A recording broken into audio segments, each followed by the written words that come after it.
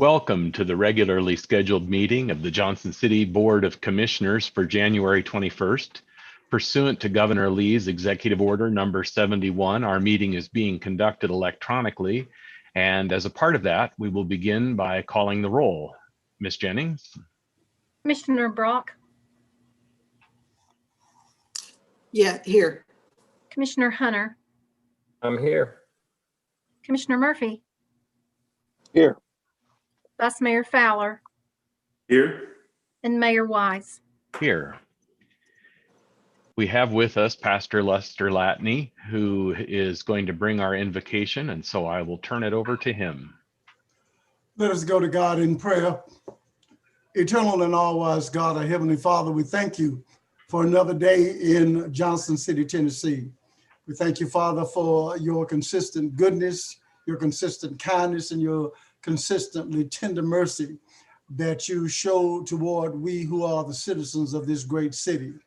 And we pray now, God, that because you are the one who ordained government, we pray, God, that those who have been elected to serve and to be the opportunities, give the opportunities that we might be blessed as a community. We pray, God, that you would bless them to govern with civility. We pray that you would allow that they would govern in accordance with your holy will and your holy plan for this great city. We thank you for our city. We thank you for our county, our state, and our nation. And we pray, God, that you would guide our hearts, our minds, and our spirits. We thank you for these 5 commissioners, and we pray, God, that you would daily use them to your glory, to be a blessing to we who are your people. In the precious name of Christ Jesus, we pray. Amen. Amen. Amen. And now we'll stand for our invocation, and we have the pledge. I pledge allegiance to the flag of the United States of America and to the republic for which it stands, one nation under God, indivisible, with liberty and justice for all.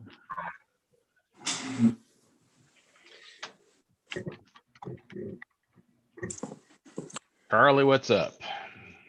Thank you, Mayor. The first item is consider approval of the minutes for the special called City Commission meeting held on Tuesday, December 29th, 2020.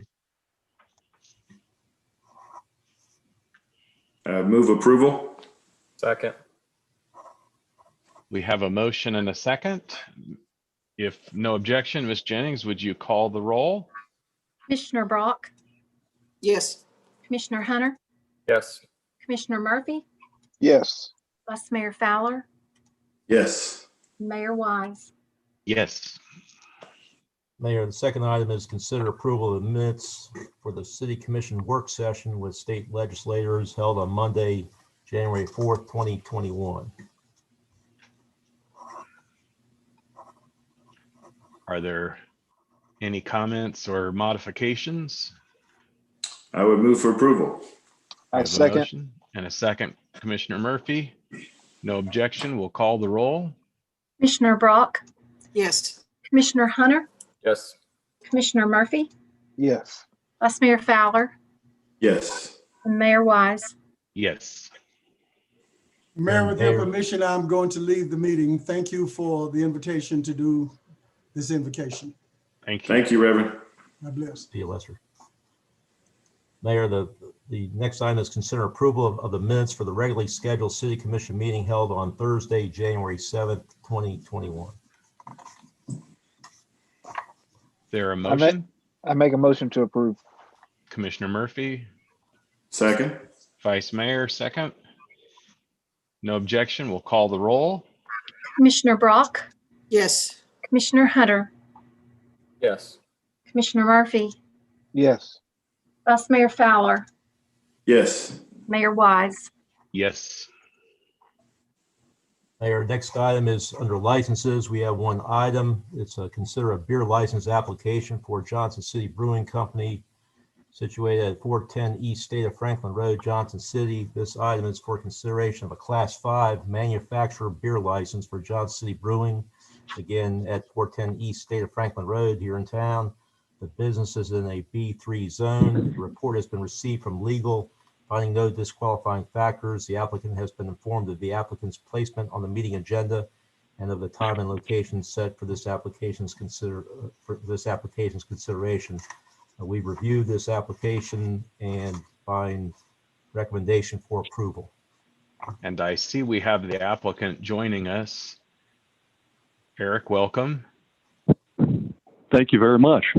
This is where I would think I would customarily ask, have you read the rules and regulations concerning the sale of beer inside the city limits? And I also feel like I've heard you answer that question before, but I'll ask it just the same. The answer is once again, yes. All right, thank you. Commission, oh, and do you agree to abide by them is the other question. Yes, I do. Yes, we All right, do. thank you. Commissioner, are there questions for staff or the applicant? I would move for approval. We have a motion to approve. Yeah, just a real quick question. This is right there at the railroad tracks, close to the Burley pad. Is that the location? I understand. Yes. Okay, all right, thanks.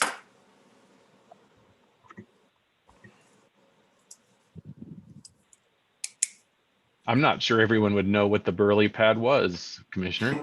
If you're That's like- old enough. If you're old I mean, enough, I you do. remember it being the big Burley, but anyway, we have a motion, but not a second. Do we have a second? I'll second. Thank you, Commissioner Brock. We have a motion and a second. Any further discussion, or can we call the roll? Ms. Jennings? Commissioner Brock, Yes. Commissioner Hunter, Yes. Commissioner Murphy, Yes. Vice Mayor Fowler, Yes. Mayor Wise. Yes. Thank you, Eric. Thank you all Continue. Good very luck much. to you. Thank you. Next item is under appointments. We have a variety of appointments. 6.1 is consider approval for a revision of the bylaws to the Golf Advisory Board. This item, if you remember from last meeting, the City Commission asked that the bylaws be revised for the Golf Advisory Board to increase the total number of board members from the current number of 5, which has remained unchanged for over 12 years, to add up to 2 additional members plus designation of the Science Hill High School varsity golf coach as an ex officio member of the board. There on the attachment, there are bylaws that have been highlighted where that we've made such change. I just want to point out, in addition to your request, the old bylaws referenced director of golf, and the current position is actually titled golf manager. So we made that minor adjustment with some better flowing language changes, but hopefully we've captured the commission's request in item B of that bylaw change highlighted in yellow.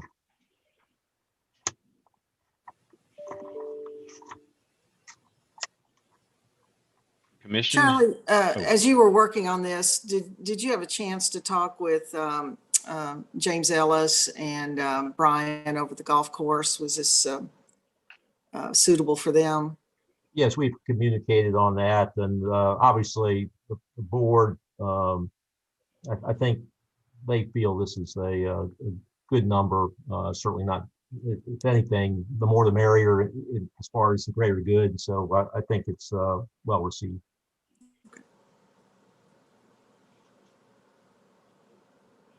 What's the commission's pleasure? I would move for approval. We have a Second. motion and a second. Is there further discussion? Ms. Jennings, would you call the roll? Commissioner Brock, Yes. Commissioner Hunter, Yes. Commissioner Murphy, Yes. Vice Mayor Fowler, Yes. Mayor Wise. Yes. And the next item, since you approved the bylaw revision that expands the board, at the January 7th, 2021 meeting, Gabriel Logan and Matt Adams were appointed to the Golf Advisory Board, which of course had 5 members at the time, and you are in a position to expand and make further appointments to have 2 additional members if you so choose. And of course, knowing that the Science Hill High School varsity coach is Kevin Danola, he would be an ex officio member of the board with this bylaw revision. I would nominate Bo Deaton as one of those positions. I haven't talked to the other two, nor do I know Eddie Garnett or Craig Kirkland. Vice Mayor, do you know either of those and want to make the second recommendation? I do not. After reading through the last time, I was going to have Eddie Garrett and Bo Deaton along with Kevin Van Noy since he's the coach. So those would be my two after just reading through their applications. I would second that. We already made the other appointments at the last meeting, correct? Mhm. Gabriel Logan Yes. and Matt Adams were appointed. Yes, sir. So we have two names nominated. Is there anyone wishing to suggest a different course of action? Seems reasonable. Commissioner Brock, was that a motion to nominate the I one just and then? Well, I changed it and I seconded what the Vice Mayor You can use proposed. mine as the motion, I think. Yeah. And Okay, all right. So Vice Mayor is the motion on the two and then Commissioner Brock is the second. Thank you. Are we ready to call the roll? Yes. Commissioner Brock, Yes. Commissioner Hunter, Yes, ma'am. Commissioner Murphy, Yes. Vice Mayor Fowler, yes. Mayor Wise. Yes. Which brings you to consider one appointment to the Johnson City Regional Planning Commission for a Washington County resident that lives outside the municipal boundaries, but within the region's planning boundary. This is a standard appointment, but it does require some appointment outside the city limits. And Mayor, we delayed this one because we had another applicant, but the applicant didn't meet the criteria for this position. So we only have one applicant, which is Yui Rothy, and I'll make a motion to appoint him to the Planning Commission. All right, we have a motion Second? and a second.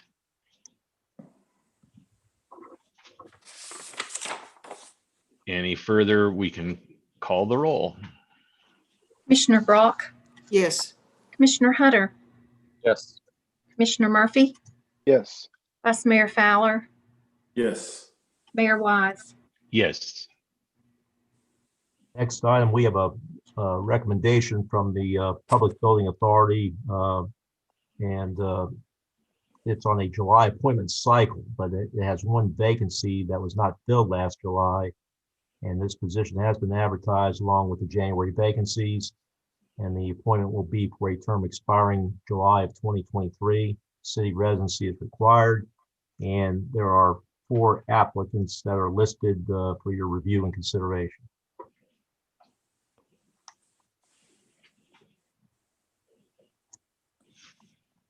Mayor, Commission?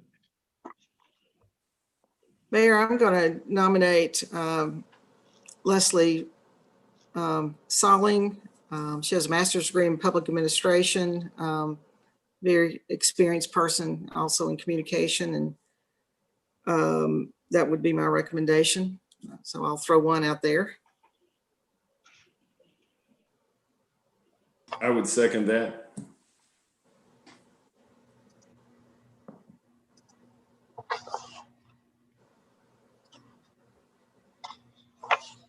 I think we have a motion and a second to appoint Leslie Solling.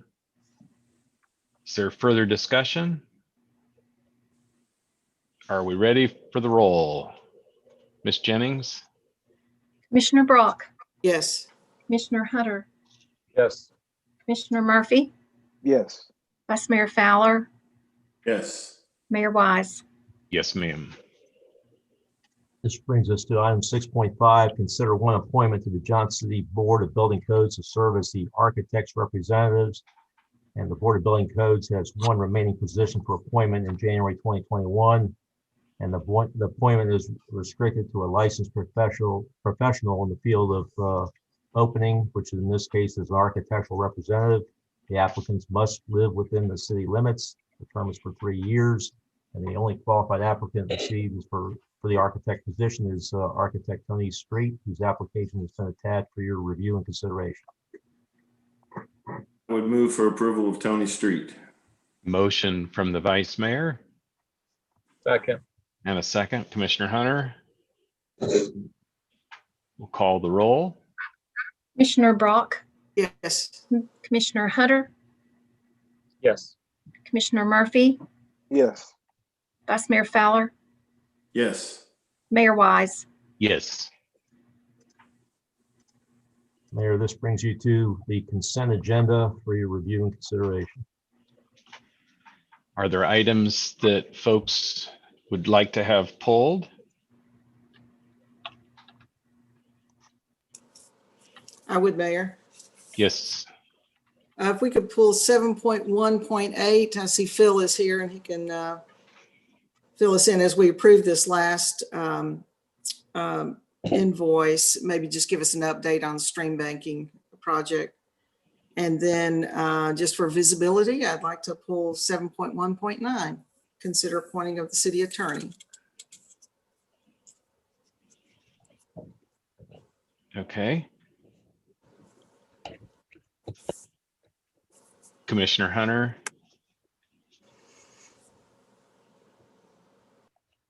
Do you have anything to A little pull? delay. Pardon? No. Okay. Commissioner Murphy, No, sir. Vice Mayor. None for me. All right. Charlie, will you guide us through the couple items that have been pulled? First item is, I believe, Commissioner Brock pulled 7.1.8, which is the Streamback Mitigation Project at Buffalo Valley Golf Course. That's been an ongoing project. We have amendment number 2, and we have a Public Works Director, Philip Zoll. He can probably guide you through that in some detail. The application's been submitted to the Corps Engineers and TDEC. They've requested additional information that wasn't included in the original scope of services. One's a cultural resources survey. We looked at whether or not we've done it before. We have not. We went to the regional First Tennessee Development District. They have not. So that's the first element. The second is FEMA coordination and a no-rise certification. No-rise certification is you can't have an impact downstream from a project. This will not, but we have to certify it, so we have to develop the engineering model behind the no-rise certificate. The third is the ARAP application, and that's required in all applications that are forwarded and reviewed by TDEC. So that amounts to $40,540, bringing the total service to $204,000. Once approved, we believe we will construct the project for roughly $300,000 using in-house crews, with a potential revenue stream over the next 5-6 years, or whenever we can sell the credits, of roughly $2.5 million, for a net of $2 million.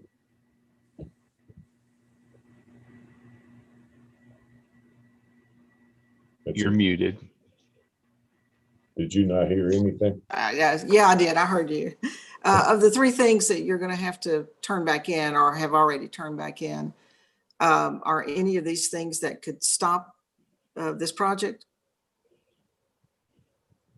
I don't, unless there's something abnormal about that land. If it was an Indian burial ground or something like that, it might create an issue. I just don't see anything that would stop the project. It just has to be done. So how long is it going to take to get those 3 things satisfied and back in? Probably 2 to 3 months. Okay.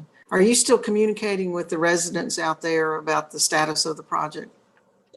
I have not recently. Okay. So if they have inquired, just forward the calls to me and I'll be glad to answer the question. Hey, Phil, how much acreage is going to be left over that we could do something with after this project? If you're familiar with the golf course, I am. Very. I have had conversations with developers about the property on 18. That would take out where the clubhouse is in that area. You could develop that. And then there's a little bit of land back in the back there, but it's very difficult to develop. The balance of the property generally is inaccessible for really reasonable development, or is being used totally for this project. So nothing in the front of the property would be available for redevelopment. It generally all is taken up. And then in the back where the par 5 is, and before there's a stream back there, we'll take all of that property. So there's a little bit, and I would guesstimate that if economics change, that could be developed into, say, a small housing development or some sort of recreation facility or that sort of thing. But there's quite a sizable acreage that could be used for recreational purposes. Correct? I mean, you wouldn't be interfered with just because of the buffering and all that. You could not touch the buffer, and the Right. buffer would be, say, 100 feet wide on both sides. So you're taking up kind of all of a fairway, for example. So the whole front, you could not do anything on the front portion of the property except for having a trail. And so when we talked with residents, what would they like to see? I really haven't gotten a response from them. So that's just something that I kind of look to a developer of on 18 and 17, if you were to develop something there that you could incorporate some nice walking trail around the property like they enjoy today. But it would be of a different look once we get finished. Thank you. Any other questions about that project? Thank you, Phil. And the next item, I've lost the number, but it was the city. 7.1.9.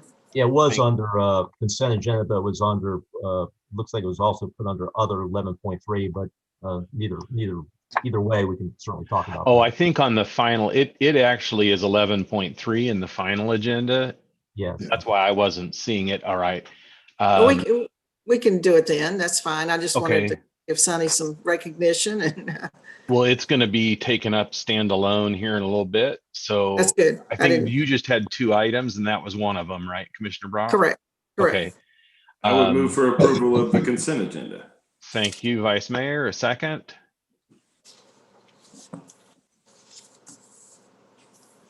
Second.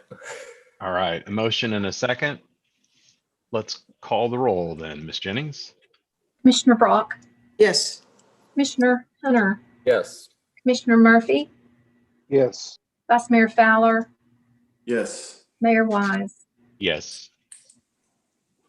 There, that brings us to ordinances. We have 3 ordinances under first reading. First is ordinance number 4756-20, an ordinance to amend Articles 2, 4, and 6 of the City of Johnson City zoning code regarding the use of shipping containers. I think we have Preston Mitchell here to speak to that, sir. Thank you, Mr. Stahl. If y'all would allow me to share my screen, give you a little presentation here. So why don't we start by first recognizing that this text amendment really involves 2 different areas. One is we're talking about shipping containers as they relate to accessory structures. And then the other is shipping containers and how they might be used for self-storage and mini warehousing. So appreciate the questions that were received at the agenda review, because really helped in putting together this presentation, trying to provide some clarity. Let's start with the self-storage and the mini warehousing. What's being proposed is that this would be permitted in the B4 and the B5 with a special exception. That's an important distinction, that it would not be allowed by right, but it would be allowed through the special exception process, which goes through the BZA. But there are standards for approval, and so those are highlighted here on the screen. One, several of the first three standards are already in the code today. They're not being newly proposed. The last one is newly proposed, but do want to point those out, that any new self-storage or mini warehousing development in the general commercial has to be built perpendicular to the street, meaning you can't have the units broadside. No exterior storage other than the obvious, which would be like boats and RVs. The site does have to be completely fenced with a type 1 evergreen buffer on 3 sides and then evergreen shrubs along the front.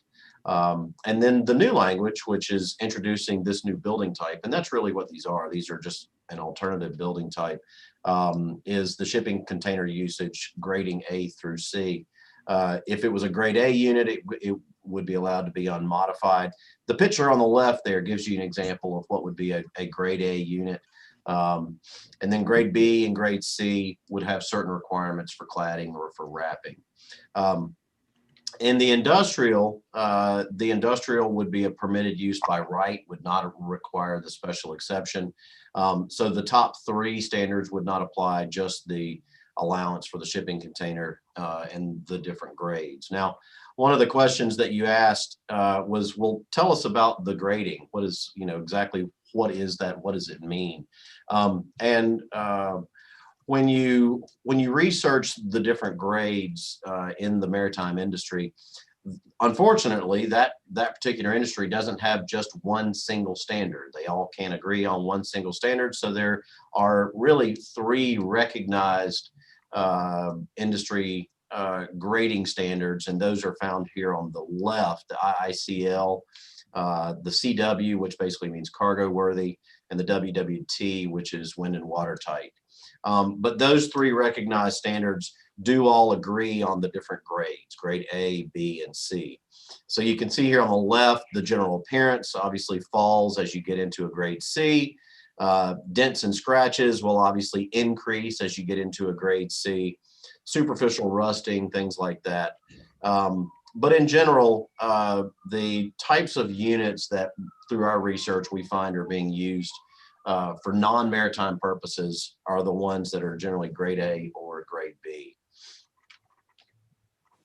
The other question that was asked, and I thought was very good one, because there do need to provide for some clarity here, is where self-storage and mini warehousing is or is not permitted in overlay districts. And this is important because they are permitted in some overlay districts, but not all. So you'll see here on the left-hand side of the screen the different listings of our overlay districts.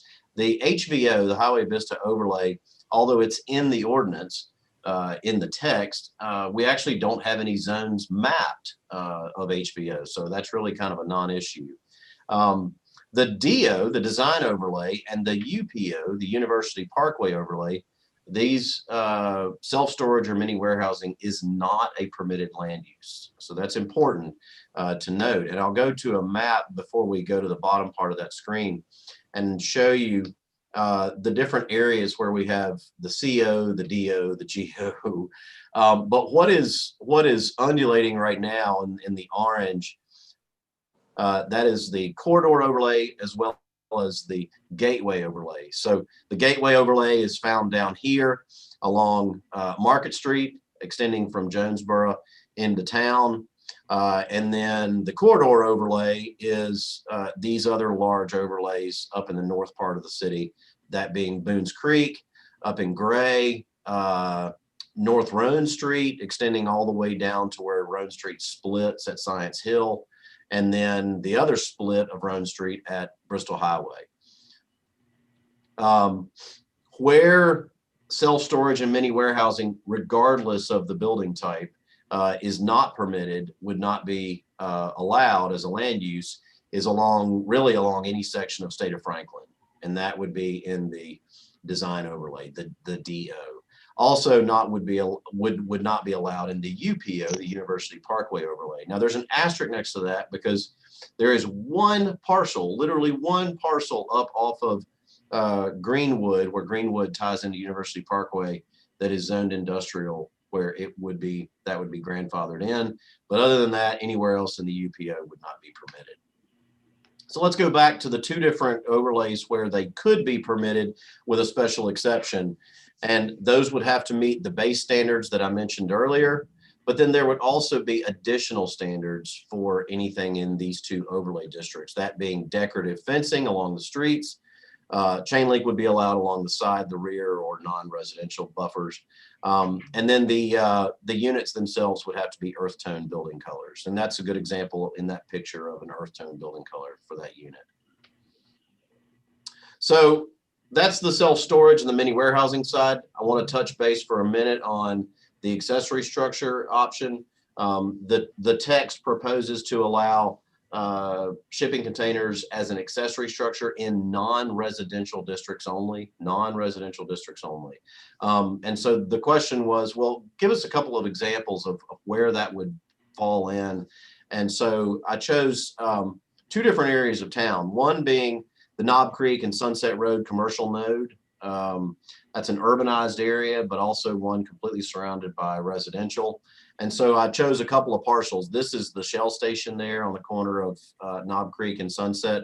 And so you'll see what is highlighted in green would be the only area on that parcel where someone could insert a shipping container as an accessory structure. Now, other accessory structures, non-shipping container, would be allowed in the back here, but in that green section would be the only area where someone could insert a shipping container. So how would people drive through and get their donuts, Preston? Well, they would have to place the unit up next to the building, but that's Oh, a design. That's a design consideration for them. Okay. Yeah.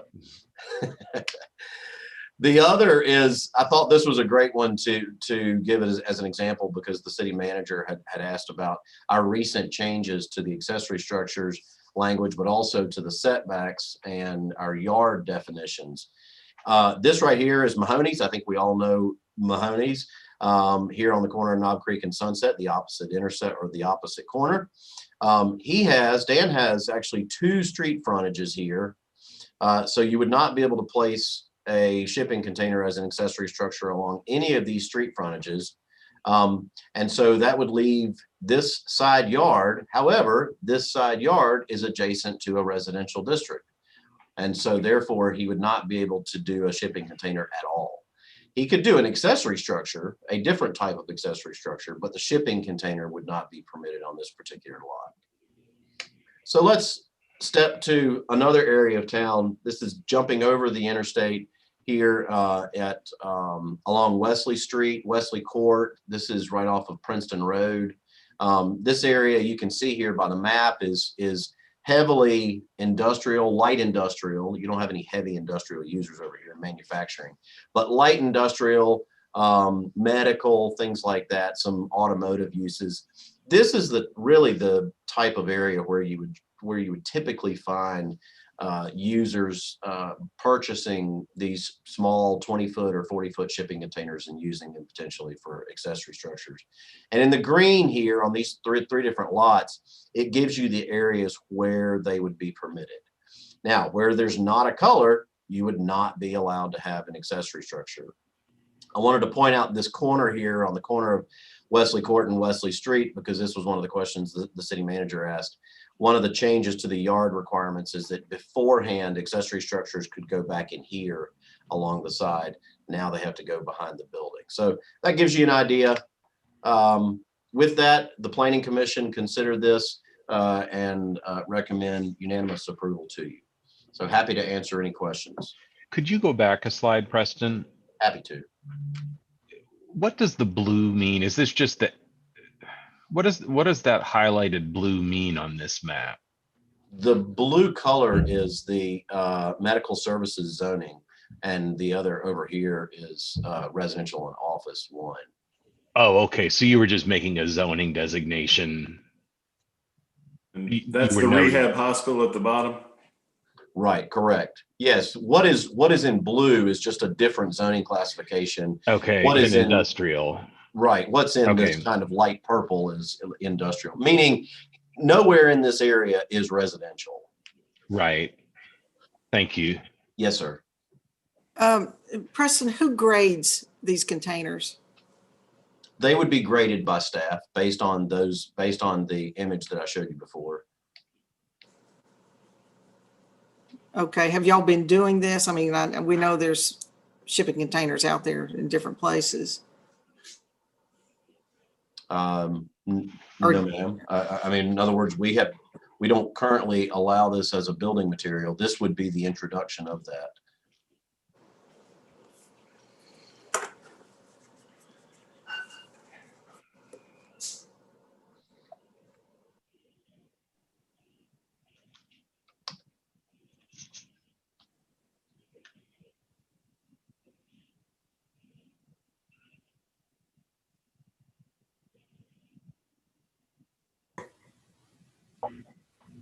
Are there other questions for staff?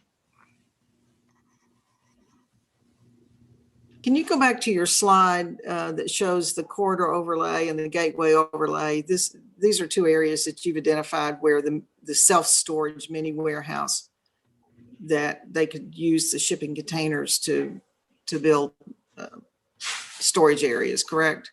Yes, ma'am. Does And everyone that's see? all. That's does everyone all of see the that? orange. It would be in the orange, but it would have to be issued a special exception permit by the BZA. Okay, and what would qualify them then to be approved through the BZA? So let's say there's a parcel of property somewhere on Roan Street, north of Northside School or something, and they Sure. want to put a full mini warehouse in using storage containers. What would qualify them to be approved by the BZA? It would be the standards here. First of all, it would be these 4 standards on the screen, which is what would be normally required. This is what would be required for any B4 area that is not in an overlay. And so those 4 standards, but then in addition to those 4 standards, these other 2 standards here on the bottom. So do you see here where it says meet the base standards? And the base standards are the ones that I showed you on the other slide. And then the fencing, which is required around the entire site, would have to be decorative fencing where it abuts a street, and then earth tone building colors. So I don't understand why that would have to go to the BZA. I mean, that's just the standards they have to build to. I mean, to me, the BZA approves special exceptions to use that property in a different way. Well, a special exception special exception infers that it's already a permitted use. It just has to go through an additional step, and that additional step is obtaining the approval or the permit from the Board of Zoning Appeals. And because the BZA is a quasi judicial board, the burden is on the applicant to show that they meet those standards. If they don't meet any of those standards, actually, if they don't even meet one of those standards, then the BZA is obligated not to issue it, not to approve it.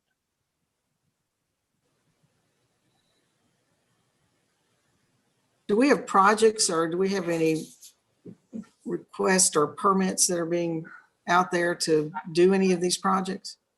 Yes, ma'am, we do. Permits have not been pulled because permits couldn't be pulled while the text amendment is, since it's not approved. But we do have a particular project that is pending this text amendment.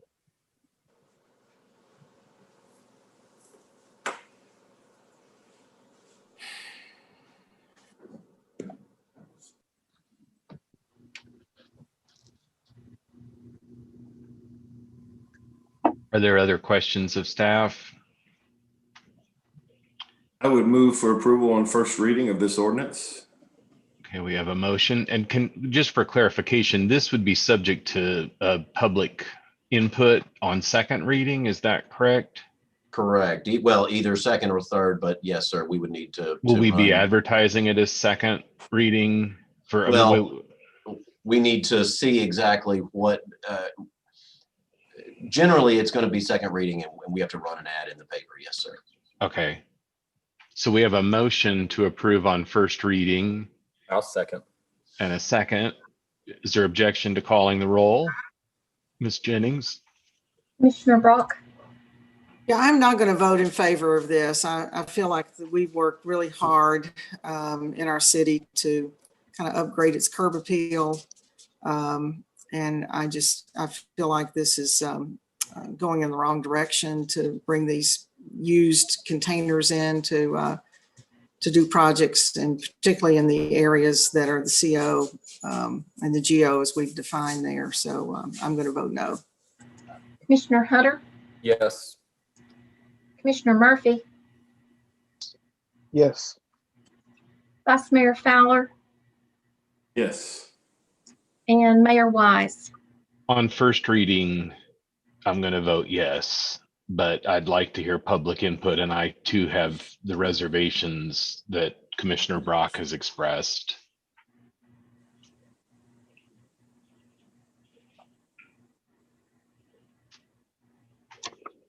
That brings us to 8.2, ordinance number 4761-20, first reading. This is an ordinance to amend Articles 2 and 6 of the City of Johnson City zoning code regarding the MX1 mixed-use neighborhood district. And I'll defer again to Preston. Thank you, Mr. Stahl. For this particular text amendment, don't have a PowerPoint, but happy to address any specific questions. There are really three elements, purposes for these revisions to the MX1. Number one is to modify the intent and the area regulations in order to allow for the MX1 district to be used as a tool which supports infill opportunities. Our comprehensive plan addresses infill opportunities, actually has specific goals and objectives related to infill. And so in reviewing the MX1 district, Mr. Matt Manley, former senior planner, and the Planning Commission worked long and hard on this particular text amendment to try to modify and modernize to meet those objectives of the comp plan. The other is to update the permitted uses in the MX1, and happy to go through those and show them on the screen that was provided to you in your backup. And the other is to streamline the permitted uses in the approval process. The approval process for the MX1 was a little cumbersome, and we want to, in our efforts to always be business friendly and to reduce barriers and make our permitting process smoother, made some improvements there. So this, again, was taken to the Planning Commission, and the Planning Commission recommend unanimous approval of these text amendments. And they do, they would come into play and be a part of the conversation on the next item even as well, which is the rezoning in the Mountain Home area. So happy to answer any questions on the MX1 text amendment. Are there questions for staff?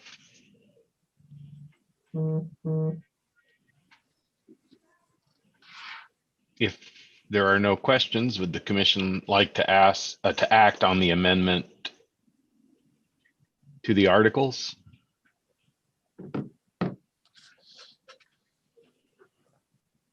Is there a motion? I'll make the motion to approve on first reading. Thank you. There's a motion. I'll Is it second. Vice Mayor? Thank you. Will you call the roll, Ms. Jennings? Commissioner Brock, And this is just the text amendment. This doesn't apply to any particular specific piece of property. This is That is just amending correct. our codes. Yes, I will vote yes. Commissioner Hunter, Yes. Commissioner Murphy, Yes. Vice Mayor Fowler, Yes. Mayor Wise. Yes. And this brings us to ordinance number 4762-20, also on first reading, an ordinance to amend the zoning map of the city of Johnson City by rezoning various properties in the Mountain Home neighborhood from I-2 heavy industrial and R4 medium density residential districts to R2 low density residential, B3 supporting central business, and MX1 mixed use neighborhood district. So this is before you on first reading. And again, Mr. Mitchell. Thank you, Mr. Stahl. I will share my screen again, pull up my final presentation.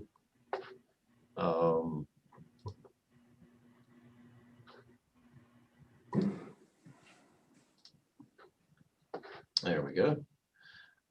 Can everyone see this? Yes. Great, thank you so much. Want to begin by stating that this department, the Planning Department, Development Services, as well as the Regional Planning Commission, absolutely recognizes the importance and the value of the single-family character, single-family nature of this older historic neighborhood. This is one of our oldest neighborhoods, developed in the first part of the 20th century. I have dates and reading through minutes back to 1925, 1927, yeah, and some other parts even earlier. Developed originally as a single family neighborhood in a traditional urban form, gridded streets, smaller, narrow streets with sidewalks, and probably provided a bulk of the housing for folks who worked in the factories or the mills or other opportunities down along the railroad tracks or Brush Creek and even downtown. So the importance of the most recent rezoning to take this back to single family in 2005 is absolutely recognized.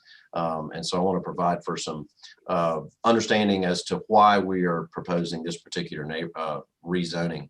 The other is want to recognize that there are, and I appreciate the comments at the agenda review, that there are even small scale goods and services that have previously been provided on the edge of the neighborhood. These are two buildings that are particularly in our study area, one of which is vacant, the one on the right, and then on the left, which is along Lamont.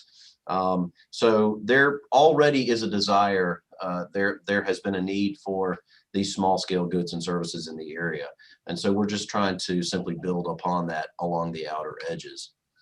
But let's take a little bit of a historical dive because I appreciate the questions and the comments that were made at the agenda review.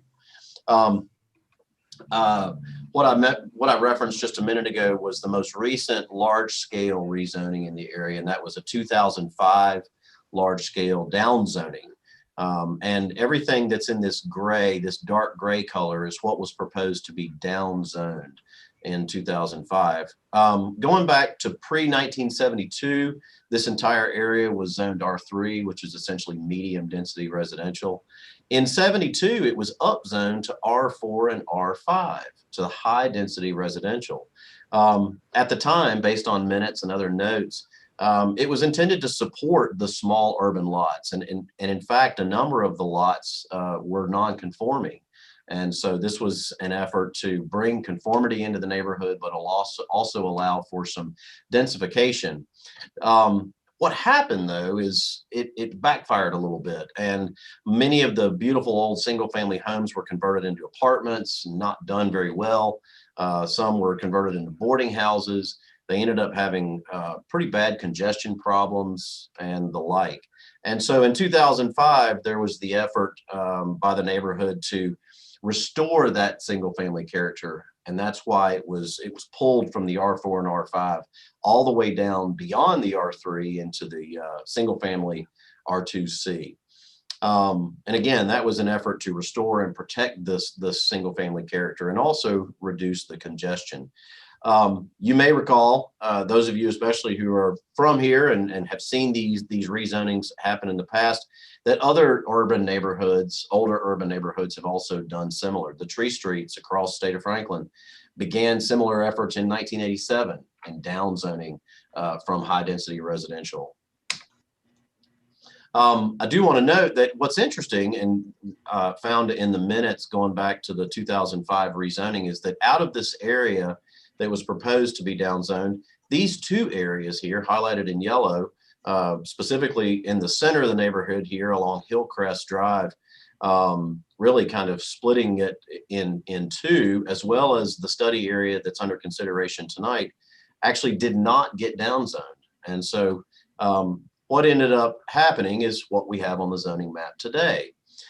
Everything outlined in blue is R2C, and those were the successful areas that were downzoned to protect the interior portion of the neighborhood.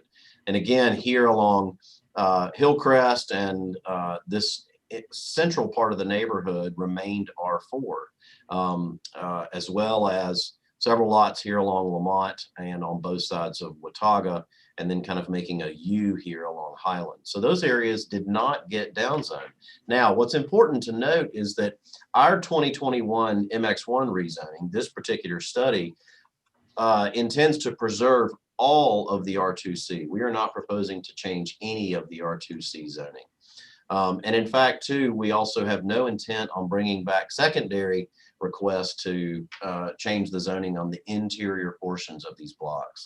Our focus is on Watauga corridor and on the newfound frontage that you see along Founders Park and overlooking Model Mill. This rezoning, the intent behind this rezoning is really quite specific. It is to downzone and correct heavy industrial zoning that would allow for inappropriate industrial uses, unlikely to happen, but the industrial zoning is still there. And then also behind that, allow for infill goods and services along the outer edges. And then finally, to address vacancy issues along high traffic areas. And the particular example that I can think of there is a home for sale here on the corner of Highland and Watauga, been for sale for some time. And what tends to happen, especially when you have collector streets that slice through the middle of an older neighborhood, is that as those streets get more traffic, higher volume, higher speeds, it tends to drive down the desire to live on those streets. And so you can oftentimes have the vacancy issues. So the MX zoning would help to repair Preston, that particular situation. Yes, sir. you said that the subject properties of this, I don't see any industrial remaining. It just looks like higher occupancy residential. What am I missing? Well, that's on the next slide. I'm going to show it the well, purple. I'm just so eager to see the next slide. Sure. Everything Sorry. in purple is heavy industrial. Okay. So you'll see the current zoning on the left here. Everything that's purple is heavy industrial. So this would be like the Church Brothers property. This is the Church Brothers property. This is the florist shop. Right. This is the whatever. florist shop. This is the pool and spa store. And then all of this is city-owned property. Okay. Where the parking lot is, Founders Park parking lot is. Mm-hmm. And so this is the current zoning. And so the proposal. What is the current zoning? It's all I2. It is, well, what's in purple is heavy industrial I2. Okay. Right. So, And then the Preston, other areas. I'm looking at the list here and I see 6 properties that are still zoned I2 and you want to move them to MX1. And then 13 properties that are currently zoned R4 that you want to change the zoning to MX1. Is that a correct accounting of the properties? Correct. So it would seem to me the shift from industrial to MX1 should be seen as an obvious downzoning to everybody involved. But the R4 to MX1 might be confusing to people. Could you walk through the implications of something that today is R4, tomorrow being MX1? Like, what's the worst thing that could happen in an MX1 that can't happen in an R4? Sure. So allow me to jump forward here. I will just, based on the questions, it sounds like that I'll be happy to jump ahead. There is happy to jump back on this slide if you have questions on comprehensive plan consistency. We do find that there are consistency statements that would support this particular rezoning. Looking at the area from a compatibility and comparability perspective, we have studied the scale and massing of mixed use zoning and how that relates to the neighborhood, and particularly along the corridors. West Watauga is, as I noted, is a collector. State of Franklin is a arterial roadway. You've got existing commercial and the possibility for future commercial down here along State of Franklin. And then again, our focus is along the corridor and along what we now deem as newfound frontage along Founders Park and areas of public investment. So this gives you an idea of, from a scale and massing perspective, of what mixed use could potentially look like adjacent to the commercial. It acts as a good buffer and a transitional zone. We are also in close proximity to downtown and directly across from the West Walnut District. And then, as I noted, proximity to these transformative public and private projects, that being Founders Mill and Model Mill, Founders Park and Model Mill. And so with a little bit of pictures to help kind of provide some support and some guidance, this right here is looking east down Highland Avenue towards town or towards Founders Park. Gives you an idea of how you now have a new view shed because all of those industrial buildings are now gone. This is looking from the top of the hill at Lamont and Commerce, looking again down towards Founders Park, which used to be all industrial and now opens up new opportunities. Same thing with overlooking Model Mill and Buffalo Mountain.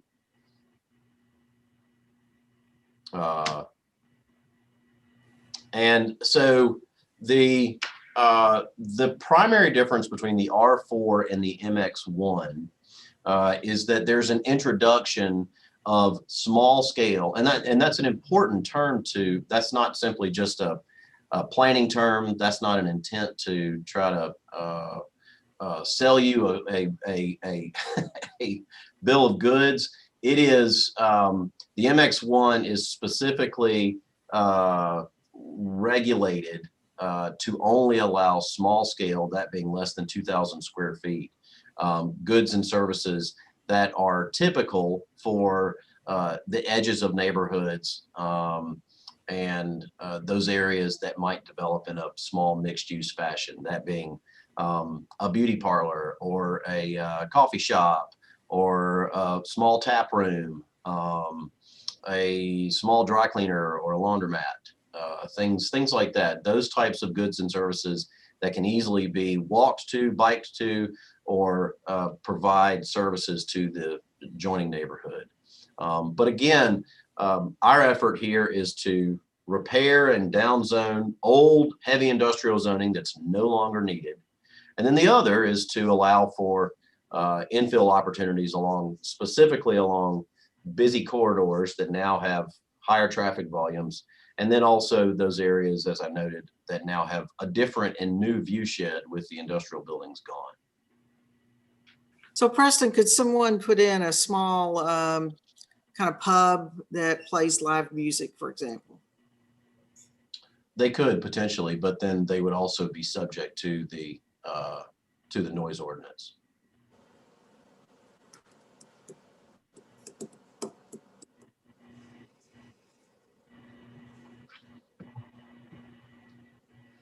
As I have shared with you, Preston, and I sent to the rest of the commission, I anticipate there will be some public comment in the next meeting when we open it for public input.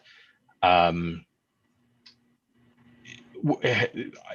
believe you had told us at the agenda review that you had done a neighborhood meeting in a tent over there adjacent to Founders Park. Am I remembering that meeting in conjunction with the right request?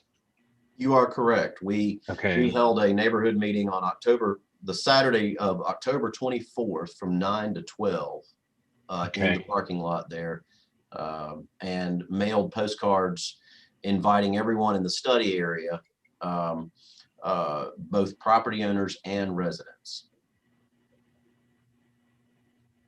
Okay. As well as placing signs. We have also placed signs and in various spots. And I've got photographs if you wanted to see photographs of exactly where the signs have been placed. But signs have been placed, and then we had the neighborhood meeting. This has also gone through the legislative committee of the Planning Commission several times. Before we even had our neighborhood meeting, staff took this to the legislative committee, the Planning Commission, asking really their blessing to move forward with this. They granted that. We had the neighborhood meeting, brought a report back to the Planning Commission committee, and then ultimately a full recommendation to the board before coming to you with their recommendation. And have the property owned, well, like the Church Brothers Pool and Spas, I think they own the land, do they not? Correct. And he actually came to the neighborhood meeting. And the MX or the parcel behind them where the florist shop is, that's something I can think of that's in there, but there's actually, I think, a couple places. Sure. Had those property owners raised concern about the change to their zone? They did not. In fact, I received a phone call from, now she was speaking on behalf of the florist, not on behalf of the property owner, but the florist called and expressed support for the rezoning. The owner of Church Brothers Pool and Spa, he attended the Saturday morning meeting and was excited about the opportunity to introduce B3 or have commercial zoning. He actually was unaware that he was heavy industrial. So he was in support. There's a realtor in town who is actually representing the property owner of the vacant home there on the corner of Highland and Watauga. It's actually two structures on that lot. The realtor as well as the property owners came to the neighborhood meeting expressing support. And that's one of those odd commercial buildings, isn't it? It's a house and then beyond it is like a little storefront. Correct. Okay. On the same lot. Oh. And then over here on the other side, on the founder's side, this particular property owner, if you can see my pointer here, that's just to the north of the MX1 lot that you all rezoned several months ago. This actually is a former city employee. He owns these two homes. He is elated, and that's being serious about that, about the opportunity to rezone his two homes to MX1. The woman who lives across the street was in support of the MX1. Michael Manzi, who has purchased one of these lots from the city, is in support of the MX1. I'll jump back over here to West Watauga, to the apartments or townhomes over here on West Watauga. Did not hear directly from that property owner, but what's interesting is that the property owner next door that's not included in the rezoning, he actually asked to be included in the rezoning. But our letters had already gone out, notification had already gone out. And so we asked that maybe he be considered for a later phase if this was successful. So we've been quite surprised and pleasantly surprised at the amount of support that we've received. Preston. Preston, go ahead, John. Thank you. I was curious, what would be the difference between this zoning and you may not be able to pull it up or know off the top of your head, and you may not remember the restaurant because you may not have been here, but what's the difference between this zoning and having this type of mix versus where Alta Kachina used to be, or where Open Doors, I guess for closer, I mean, the Open Doors is pretty close to where Alta Kachina used to be. It's now a finance company, but what would be the difference in whatever they're zoned and what that allows, which abuts neighborhoods very similar to this? I think those are B4. Which would be a higher? Well, I'd have to pull the zoning map, and I'd be happy to do that in preparation for second reading, but I don't know the Alta Kachina place, but I do know Open Doors Coffee Shop. And I believe that is B1, which is a traditionally used as a transitional commercial zone.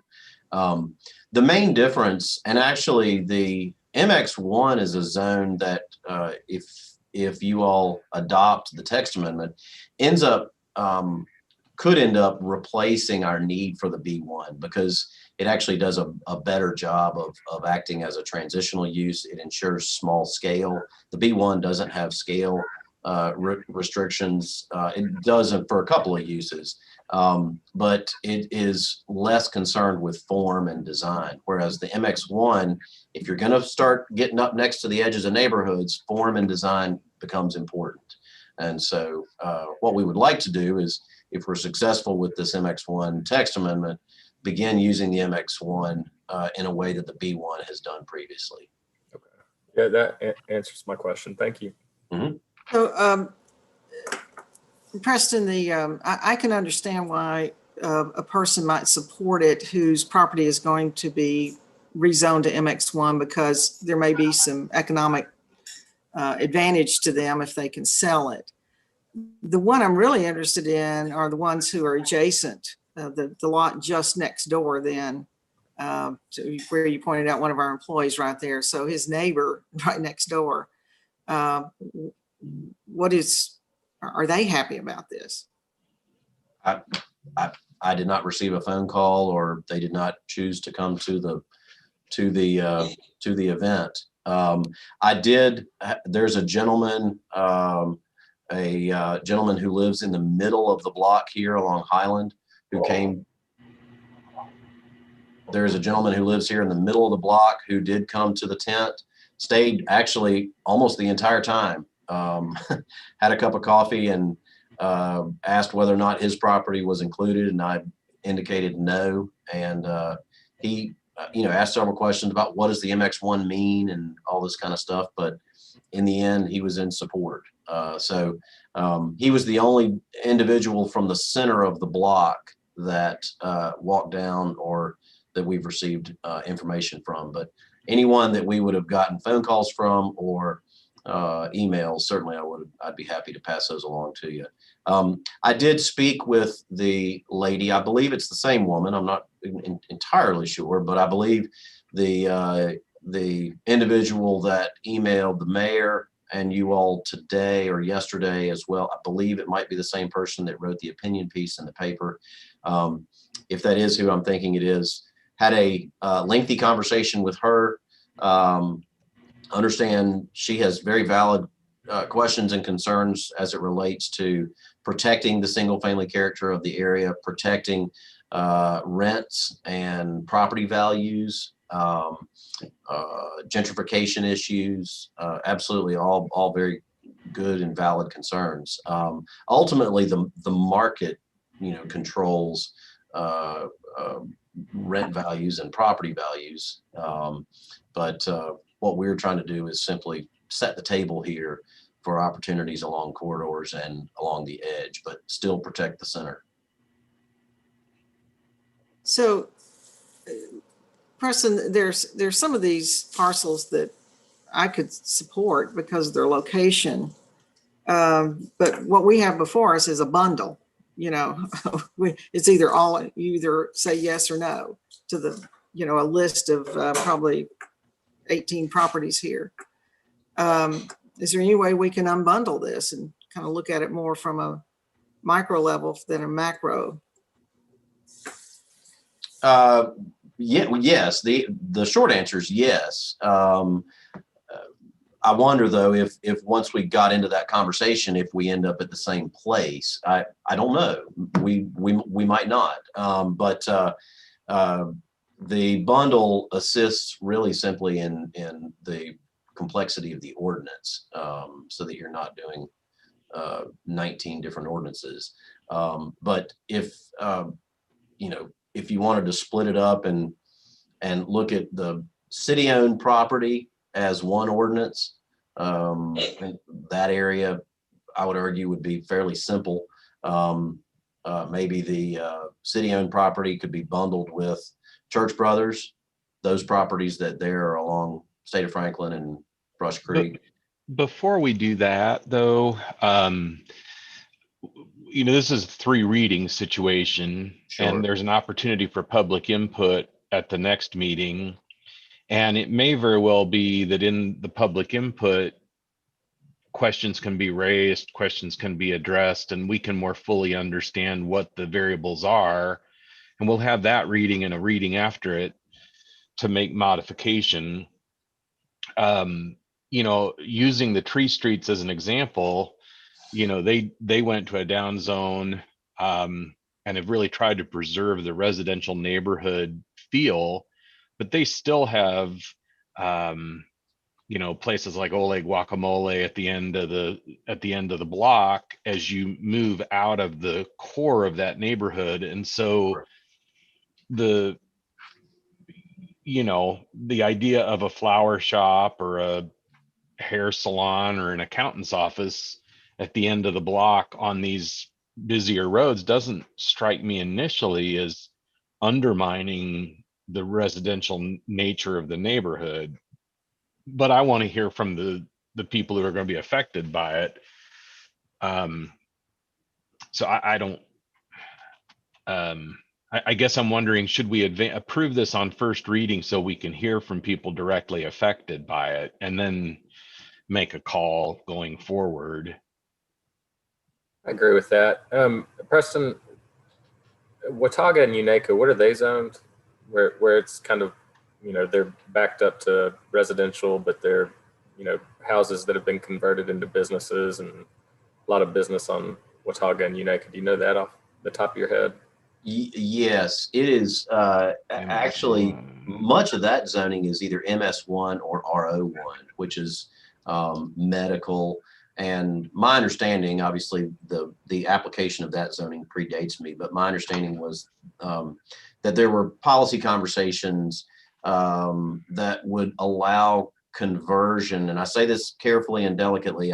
There's some presuming going on here, to allow some of those large old single-family homes along Unaka and Watauga to convert into medical office and professional office and things like that. So that's what the RO1 and the MS1 would allow, is conversions or adaptive reuse of some of those large old homes to professional offices. That's a little different than small-scale mixed use. Sure.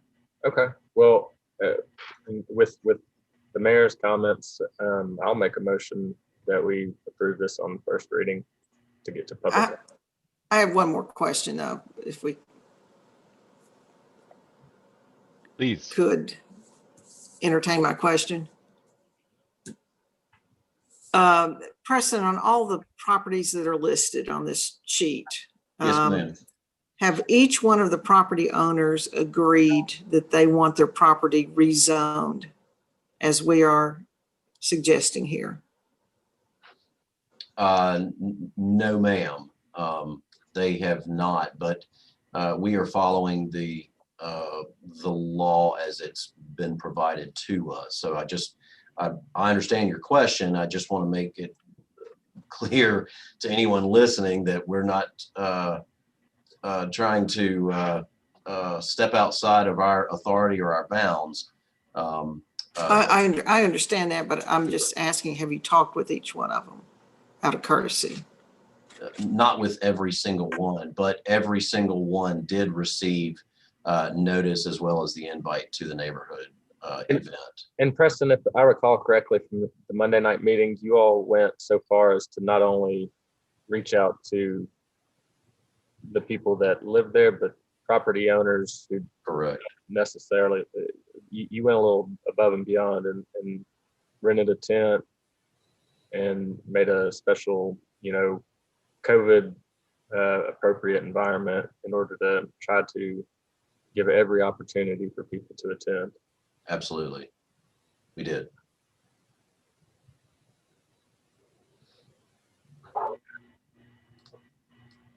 There was a motion, but I don't know that there was a second.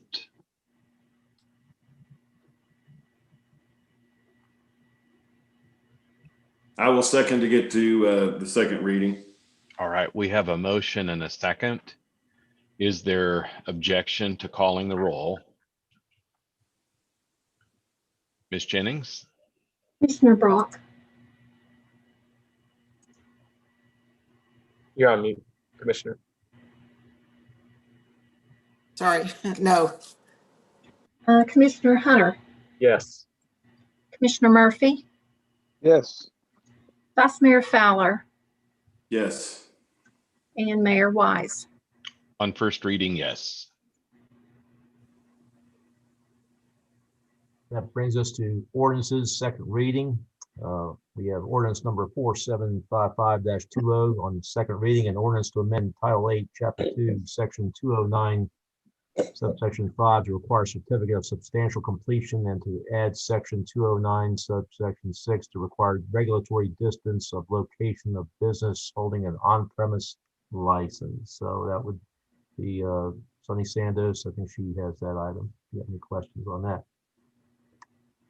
Yes, we're proposing 2 revisions to Title 8, as Mr. Stoll just stated. The first would remove language in the licensing application requirements for a certificate of occupancy. The certificate of occupancy is issued whenever it's for new builds. Part of the issue that we were running into with some of our,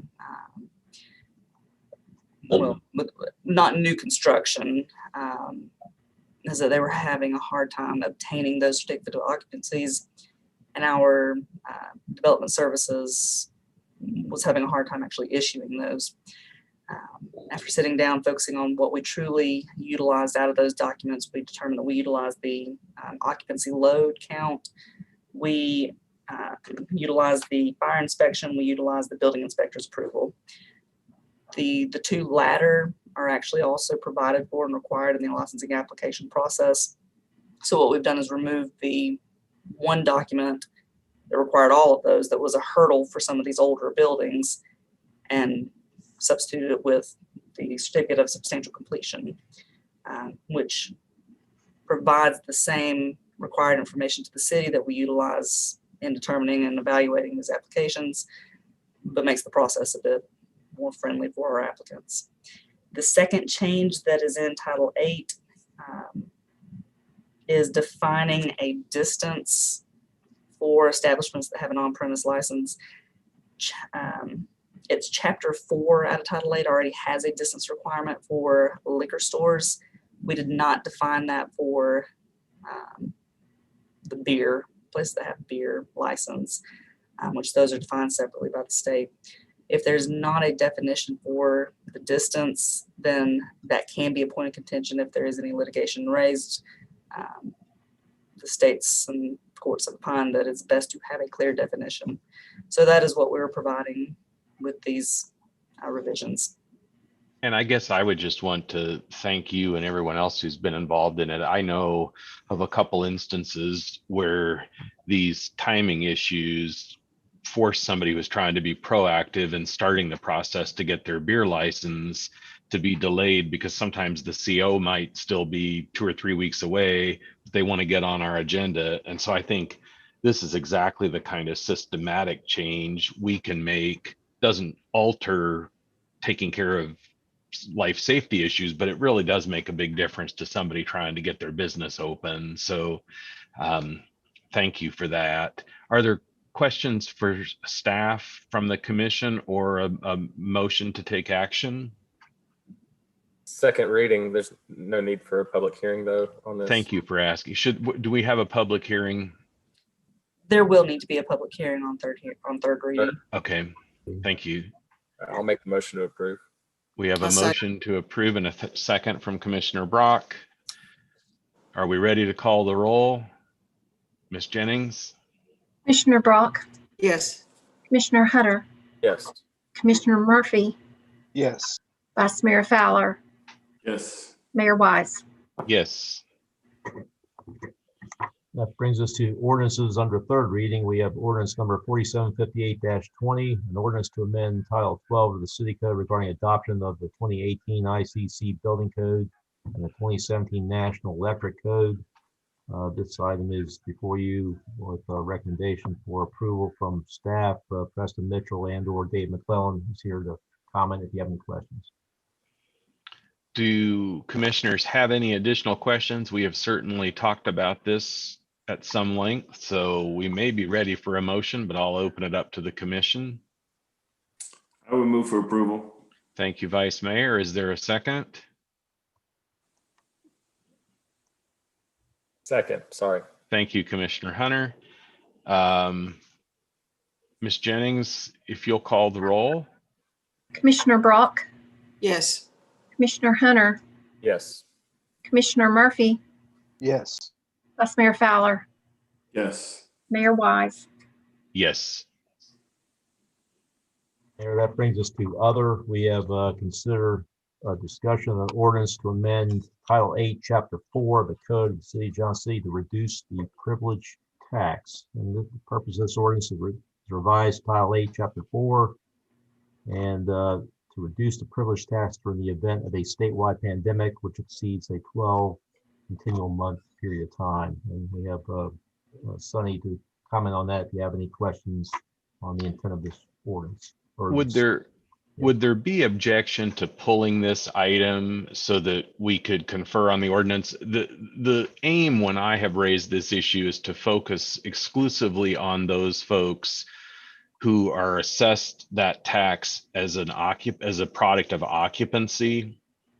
And I don't know that the ordinance I do know that ordinance as it's drafted is broader than what I intended. And so I'll open that up for discussion if there's comment. Mayor, I'm favorable that we pull it and make sure it is written exactly as intended. Okay. Anyone else? I would second that. All right.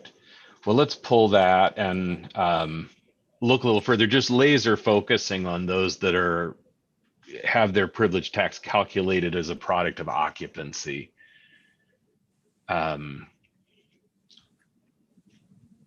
Mr. Stahl? Yes, sir.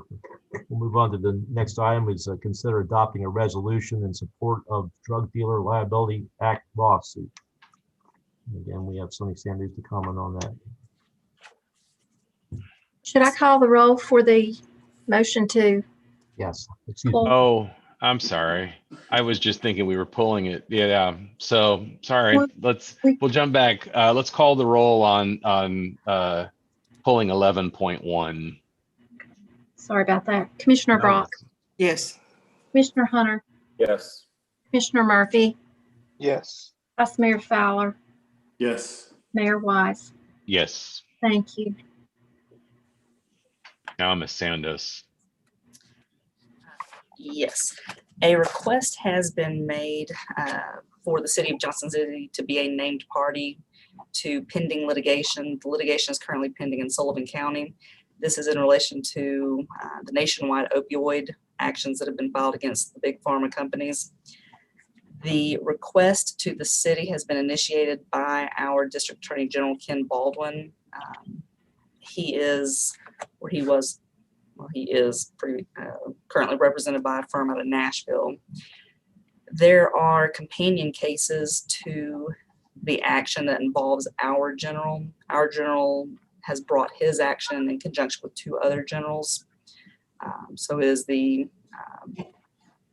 covers the first through the fourth districts.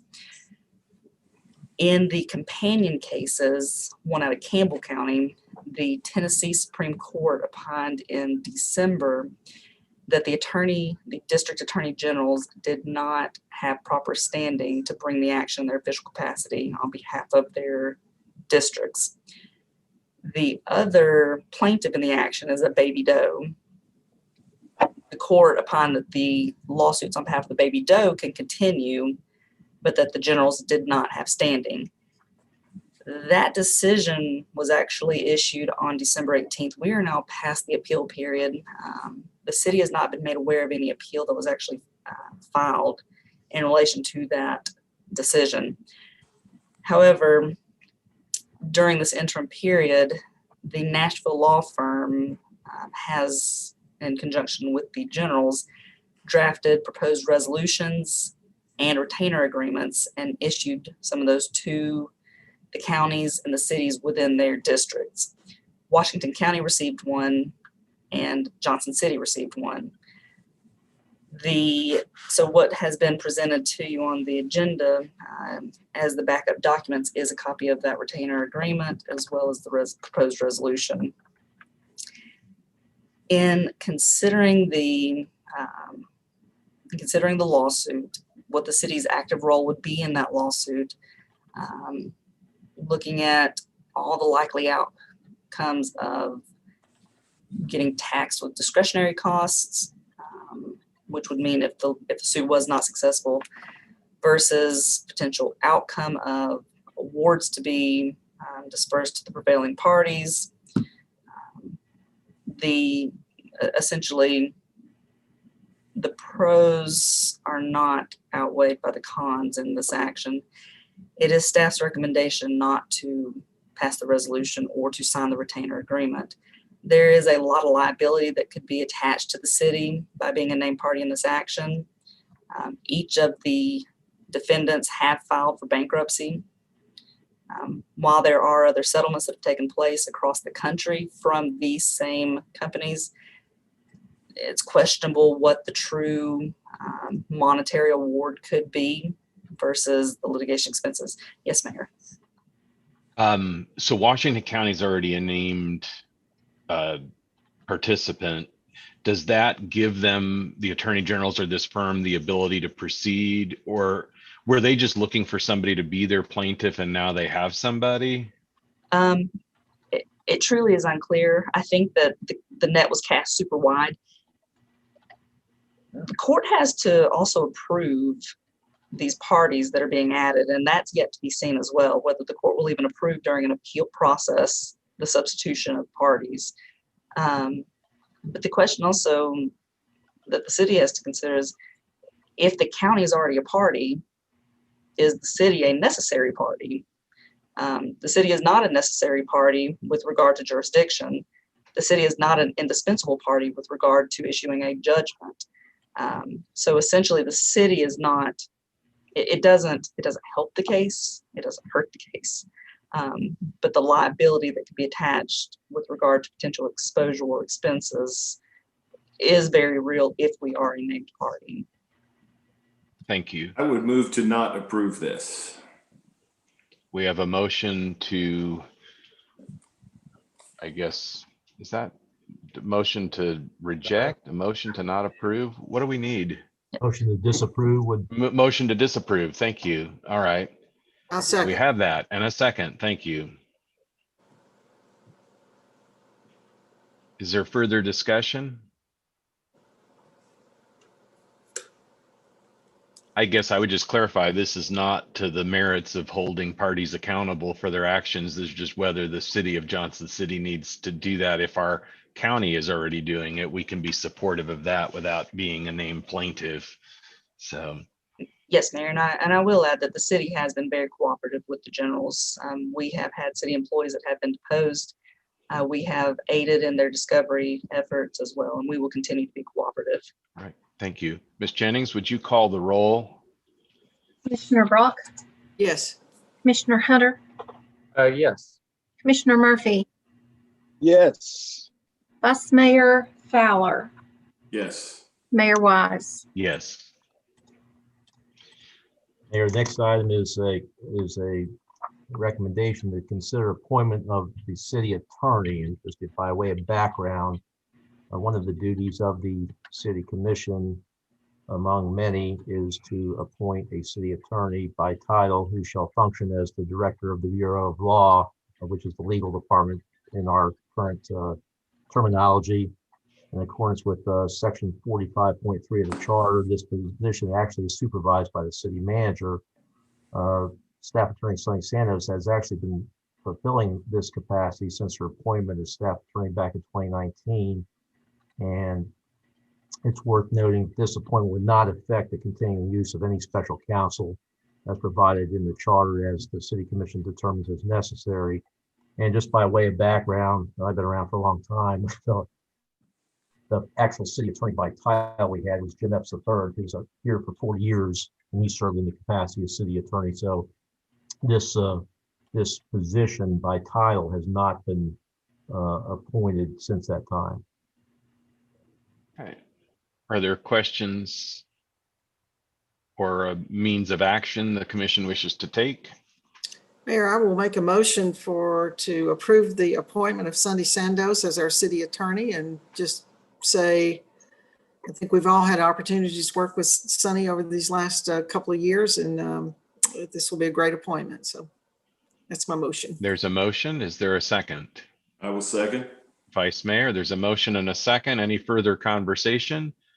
If we'll call the roll, Ms. Jennings? Commissioner Brock, Yes. Commissioner Hunter, Yes. Commissioner Murphy, Yes. Commissioner Fowler, Vice Yes. Mayor Fowler, sorry. It's Mayor okay. Wise. Yes. Congratulations, Ms. Sandos.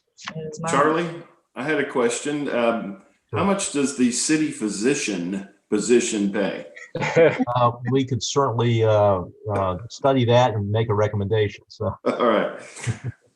I didn't know we had one till I was reading through this. So many titles that are and many positions in that city charter worth looking at. Yes, sir. I think we needed one this year. All right. This next item is we have two project updates. One is from James Ellis of Parks and Recreation, and will be followed by Philip Anzola at Public Works. And so I believe James is on the Zoom, and He's here. Mayor, before we get Yes. there, Mayor, would we consider letting Dr. Sturgill go ahead and Is he in the I don't know if green he's in the room? room, but if we've got these two longer presentations. They're not going to be long. No, Phil is going to be 3 minutes and done. Okay, I mean, all right, I that's can all right tell. if it And will James be, is but like I a don't minute have and a to- half. But Wendy, do we have him in the green room? No, and I gave him instructions to wait till the item before. Okay, that's all right then. Okay. Good. All right, All right. we're good. Thank you. Mr. Ellis? Yes, Mayor, Commissioners, thank you. Good evening. I will be brief. I'm not sure I can get a minute and a half, but I'll do my very best. Just set an optimistic goal. There you go. Okay, we are excited to give you just a snapshot update of what's been happening in the Parks and Recreation Department during the pandemic. We have periodically reassigned full-time and part-time staff to new areas of responsibility, with emphasis on making park improvements that normally we would not have the time to do if we were at full operational. These numbers of staff members have ranged anywhere between 11 and 67 of our full-time, part-time staff. You can see there the other departments that we have assisted. And I would like to say that give a good loud kudos to our entire staff. They've done a remarkable job during this time, and we're very, very proud and appreciative of their accomplishments.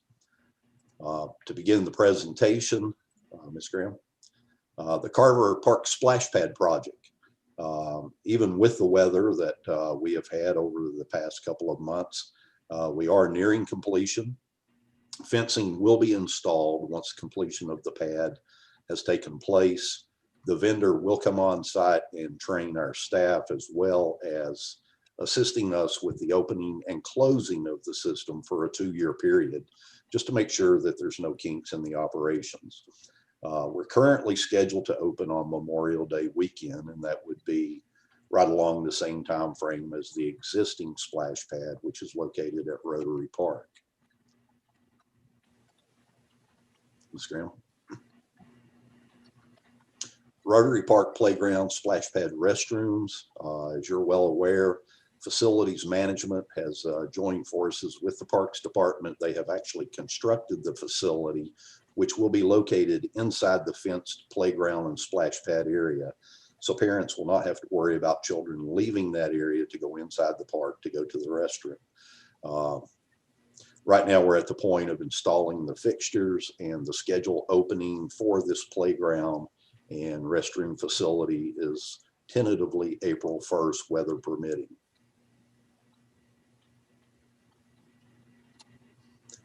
One of the things that happened during this pandemic is we were able to realize through some of the COVID funding the purchase of 2 portable restroom units. These will really assist not only our department, but the city as a whole in hosting large events, as well as helping to enforce social distancing during those events. And we're excited to say that each unit has 2 men's, 2 women's, in addition to their own handicap restroom facility. So we're very, very excited to have these join our fleet.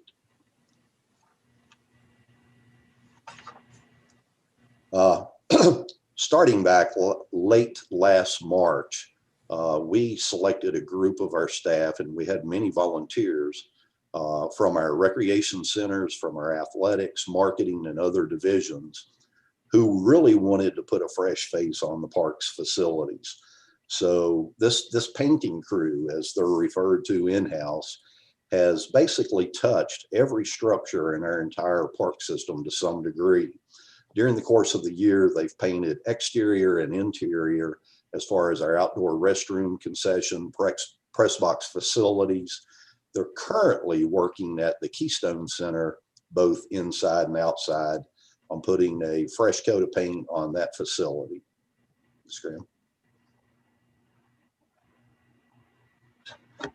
Some of their work includes, and I think you heard me talk about in our last presentation, for the first time in many, many years, we were able to actually pressure wash the entire boardwalk located at Wing Deer Park.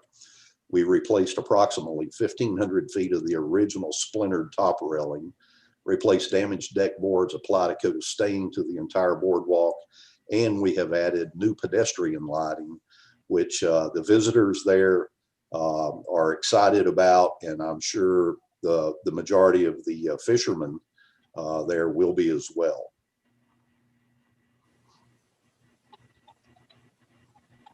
Other painting at Wing Deer Park, this is the press box building on field 5 of the softball field.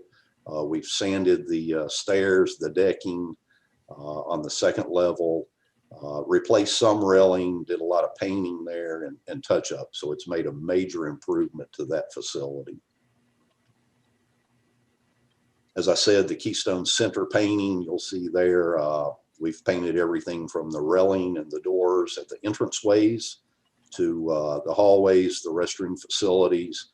And we are working with some of the tenants as well as other offices to begin painting the individual rooms as time allows. This one's a little interesting. It's Chief Junaluska at Metro Kiwanis Park. As you'll recall, last year we were able to locate the original sculptor who was located in Florida at that time. He came back and did some structure improvements and repair. And for some odd reason, we've experienced some discoloration in the structure, and we will be painting that.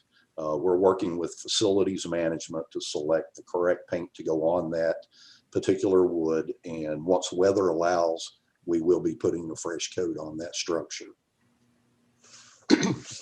Excuse me. Other Wing Deer Park improvements, the staff here has, they've done a lot of landscape work, trimming hedges, replaced the security fencing around the electrical at the soccer fields. We have poured the concrete pad in, which has allowed for the installation of a bike station, which was donated, as well as the kiosk with updated signage and information pertaining to the disc golf and the mountain bike trails here at Wing Deer Park. This just shows some of the other landscaping projects that staff has worked on. This I'm sure you see almost on a daily basis. Unfortunately, we've had a bit of bad luck with the wall along the Legion Street pool. I am working with facilities management as well as management to determine our course of action there. And we're hoping to start repairs in the very near future. Willow Springs Park, we had a few rough areas in our paved walking trails. As you know, Willow Springs Park is heavily used in the park system, and we had some deteriorating asphalt on some of the trails. And thanks to Mr. Pinzola and others, we've been able to make repairs there.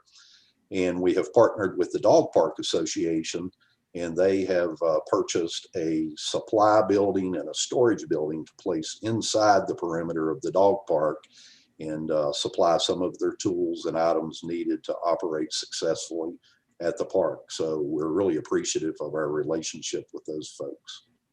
James, since you're talking about the dog park, are y'all considering adding an additional dog park maybe on the north side of town at all? As you're aware, Commissioner, we've had several requests and suggestions made over the last 3 or 4 years. However, there has not been a lot of progress, I think, in identifying a location to place a secondary park. You know, we would definitely entertain any recommendations. That has been reviewed by our Parks Advisory Board on at least 2 or 3 occasions. Other improvements that we continually make, as you're aware, Civitan field improvements and our Liberty Bell field improvements. And believe it or not, staff will be resuming our biweekly top dressing at a rate of 100 tons at Civitan Park. And this has made a tremendous difference on the quality of the playing fields there at Civitan. As well, generally we order 100 tons for our other athletic fields. So as weather allows, we will resume that practice. Also, so that you know, we are going to resume the sodding of soccer field 1 and then move on to field number 2 here at Wing Deer with Bermuda sod, and that will continue this spring. Another project that we took on during this time was the Topper Academy, formerly Henry Johnson School. There was a lot of undergrowth on the tree line that existed between the city's vacant lot and the actual school property. So our staff went in and we've cleared a lot of that out. And if you're not familiar with that area between that tree line and the school, in the photo to the right, we have actually gone in and developed one of the designated 7 on-site practice areas for youth football, soccer, and other sports. We can't say enough about Pine Oaks and the practice center there. Golf is really skyrocketed to fame over the last year. During the pandemic, our play numbers, and I regret I don't have an update for you as far as specifics, but the play is through the roof at Pine Oaks. The facility has never looked better, and there's a lot of, as you know, and you have approved recently, major plans coming down the pike that hopefully will continue to improve that facility as we move forward.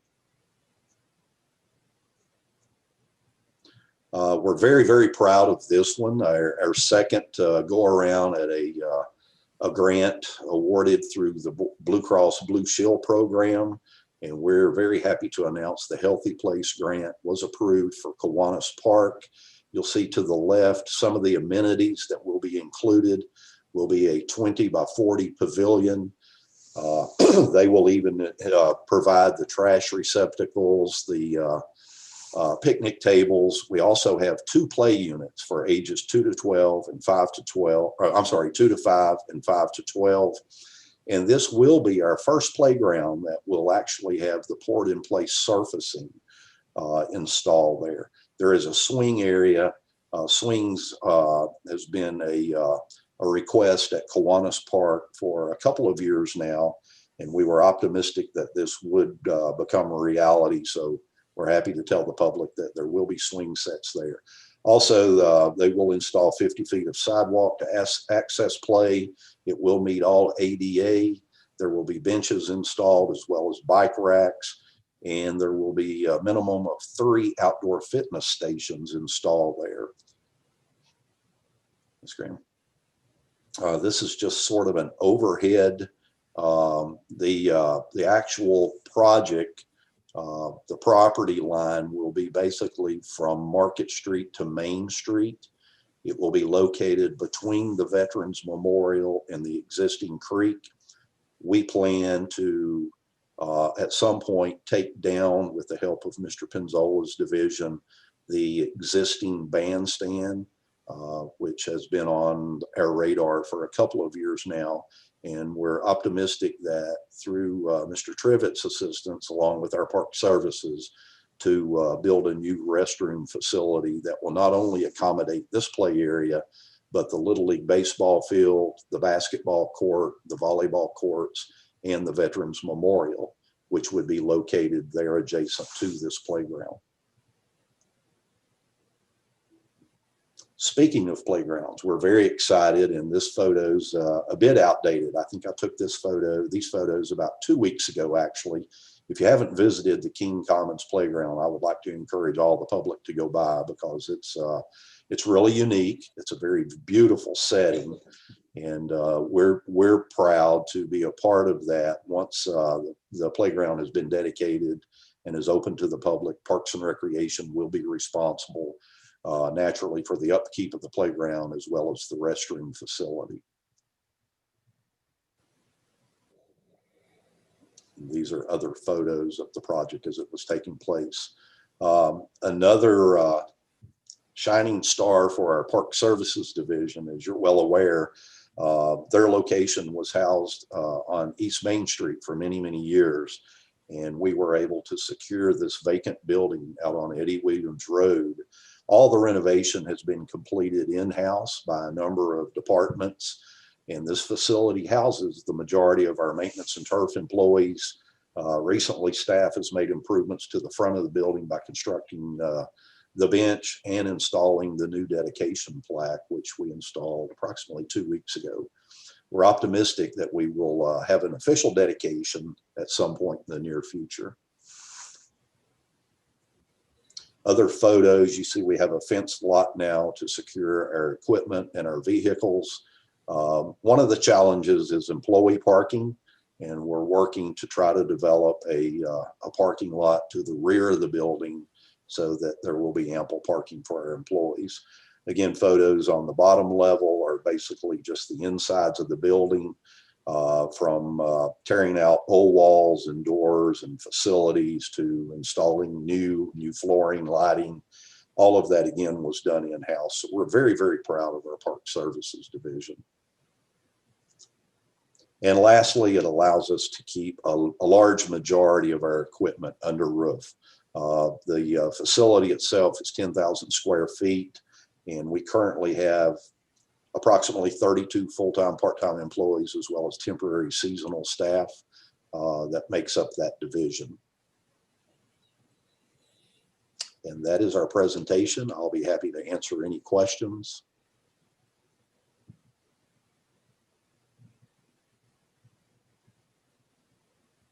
Are there any questions for Mr. Ellis? Just great job. I guess the big thing is when we can get kids back out on the field and in these wonderful facilities, that'll be a great day. There'll be a big ribbon cutting there. We'll be excited. Thanks, James, and thanks to all the staff. Yeah. Thank you. Thank you. Mr. Penn, oh, well, Charlie, you're muted. So I guess the meeting's adjourned since Charlie's no longer with us. Oh, I'm sorry. I'm going to introduce you to Phil Pinzola. He has something to say, I think, on his public works presentation. Hey, Wendy.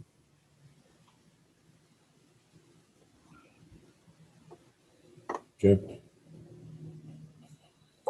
We do a variety of activities, and I'll just highlight a few, but the way we break it out are major functions. And so you see a list of activities within each of these functions. So maintenance is a big deal. For example, snow removal, we've used 1,200 tons this year, so we're in good shape. And so you can see the list of functions.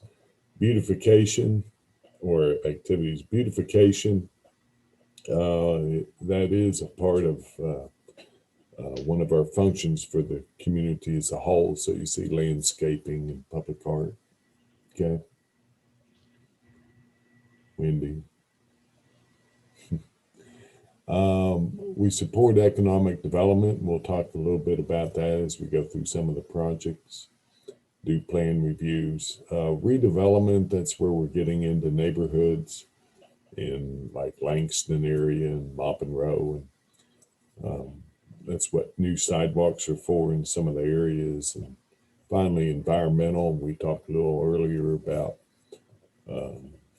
Buffalo Valley. We do brownfield, landfill maintenance, for example, at Civitan was an old landfill, so we have some work to do on one of the side slopes. But okay, next slide. So what I'm going to do is talk about the connectivity of these major functions. So if you hear things overlapping, sometimes in these projects we're either at the forefront of the overall objective, where we're in the middle, or we come in at the end. And I'll try to relate what the overall objectives are as it relates to the functions that I just outlined. This is Bristol Highway. And Bristol Highway, or the Boones Creek interchange, and that should be completed it's scheduled to be completed by the end of April. But what's telling about this photo is all the green space.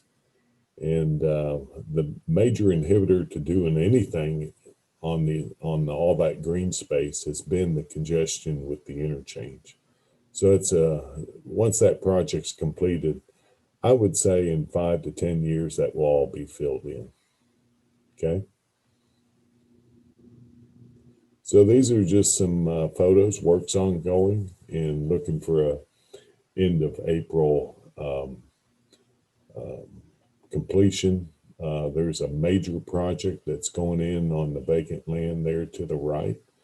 It's about a $15 to $20 million investment. So we'll be doing some work in the area.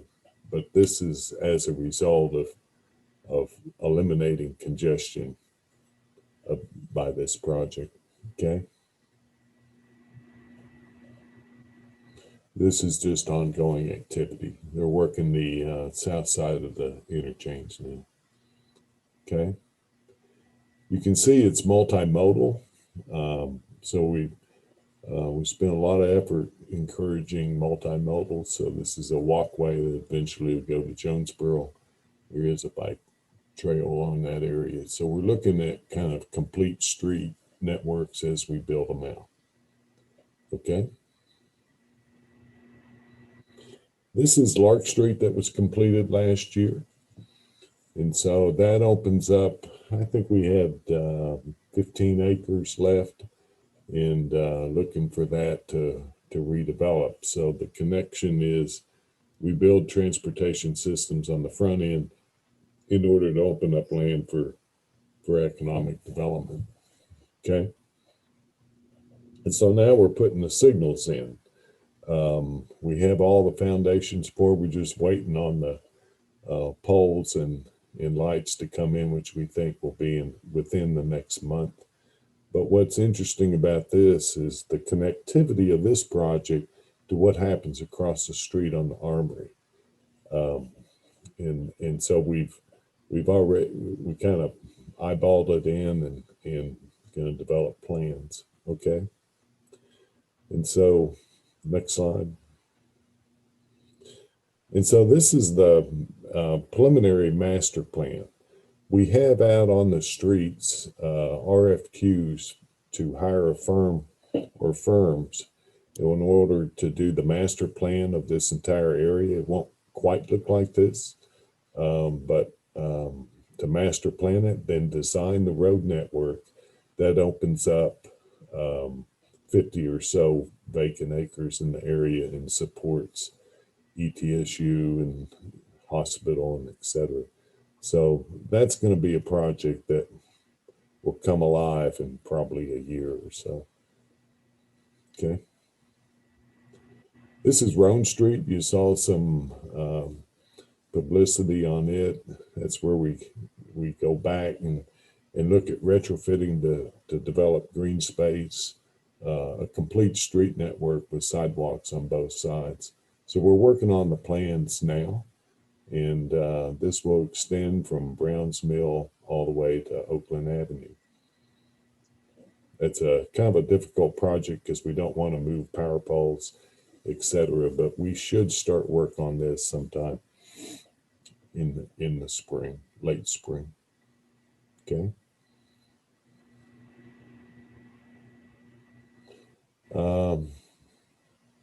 Kind of just gives you there's a lot of things we have to work through, but we're working on it as I speak.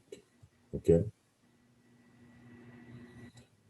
One of the first elements of what we're trying to do is we have a series of hotels in the area. So we're trying to make it pedestrian friendly throughout and try to connect those hotels back into the commercial areas. So what we're looking at is the redevelopment of some of the properties to encourage that and to provide connectivity to support the existing businesses that has been the kind of the centerpiece of economic activity for Johnson City. So the first element of that project will be to construct a sidewalk along Mockingbird. So it ties in the hotel in the back and the mall. And if you go to the next slide. So that sidewalk will extend all the way from North Hills all the way to Roan Street, so that actually North Hill residents can actually walk up and enjoy or use the restaurants and that sort of thing. So we'll be building a sidewalk along this segment. So that project will begin, weather permitting, should start next week. Okay.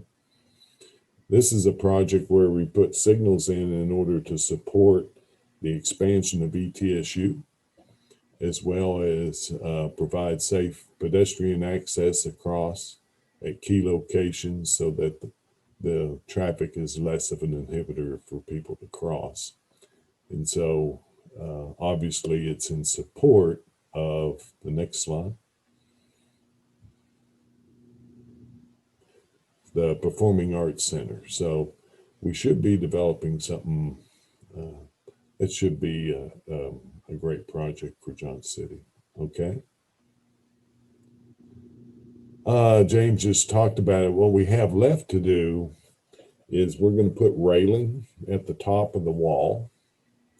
And the railing is going to have animals, six different animals that they have found at the Great Fossil Site. We're going to highlight those. We're going to put a couple of canopies in the left-hand corner of the park. And we're going to show a full-size eagle in the canopy. And then we have to do something with the walls. So we're looking at coloring the walls some way. And we're looking at which colors work best for the park, and then we'll be completely finished. Okay. And you can see how it interfaces with downtown. And there's actually, you can see the big container. They're starting to renovate that building directly across from Mask Up. Okay. The History Circle is well underway. They got the first 2 rings in completely. Went out there today and everything. So now they're working on the 3rd ring. We hope that they will be completely finished in a couple of weeks. So we're probably going to schedule some sort of grand opening for everything, either in the middle of February, March, somewhere around there, to have a kind of a grand reopening of the sesquicentennial project. And it really looks good. So it's going to be a nice addition. Okay. Okay. This is a project downtown where we did a land swap with the church, and we'll be starting on this project. I think it starts next week. And so we're going to convert that to a nice parking lot, repaved, curbed, and everything. Okay. And then there's the wall we built. We got the nice fencing along the way. The fencing in the foreground, the barbed wire fence, that's being replaced right now. And it's going to have the same type of fencing material, so we keep a nice look for downtown. Okay. You've read about murals. This is a beautiful mural that was done, completed this past fall, but we're not stopping there. Okay.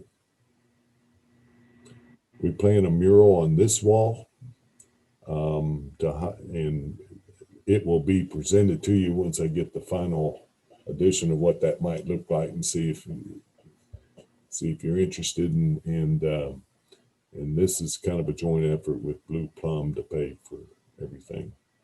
And so it's going to highlight what this one highlights is the bluegrass music.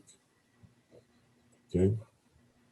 We got another. Phil, Yeah. Phil, could you go back? So the wall that says stable convergence will be a mural? Yes. Okay, thank you. And the wall directly behind it where the windows are, we're just. So the upper level of the building as well? The upper level will be a kind of a quilt design. Okay. So we've worked with the Quilt Association, whatever they're called, to find quilts that represent the area. And they've given us that. So we've forwarded that on to the artist. Right now, the artist can't get in because she's in Canada. So we kind of have to wait a little bit. Okay.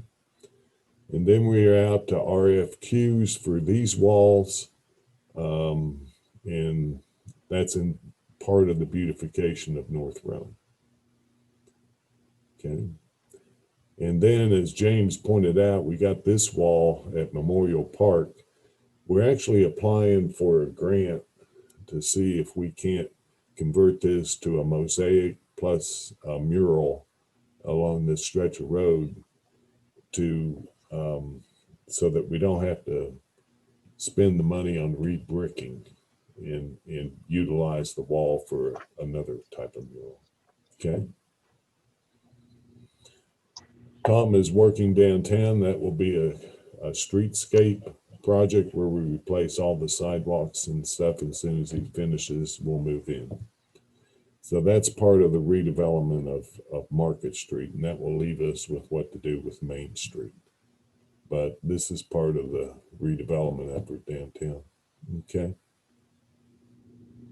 And then Walnut Street, next commission meeting, you'll have a presentation from LDA. This project will be advertised for bids March 1st.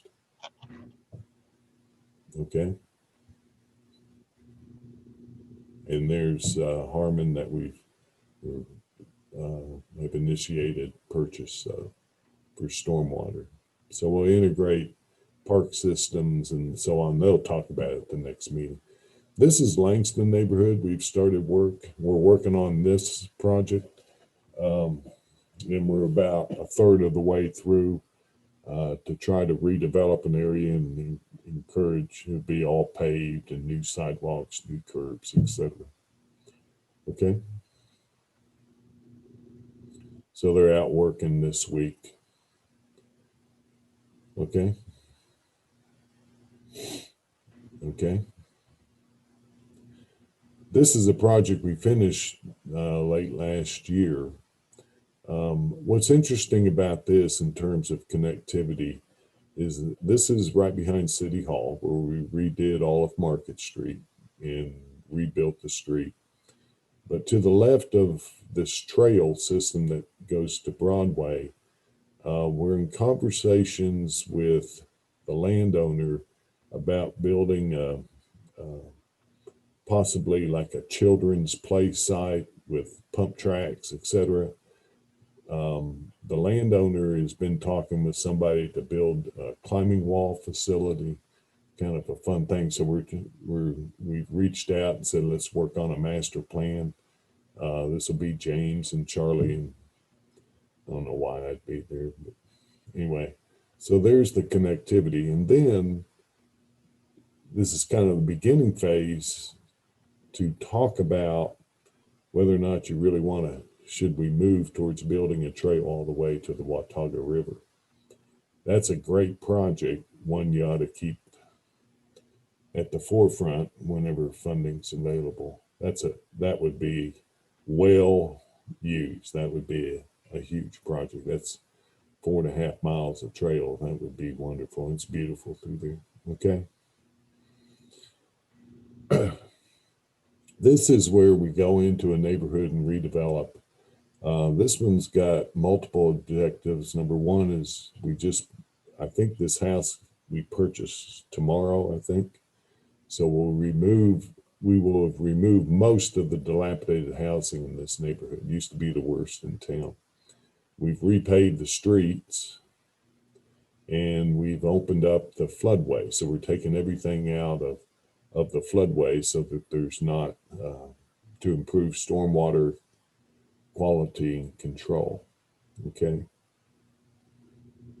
And then we removed 3 houses through here, 3 dilapidated houses. So now that we don't really have any houses now in the neighborhood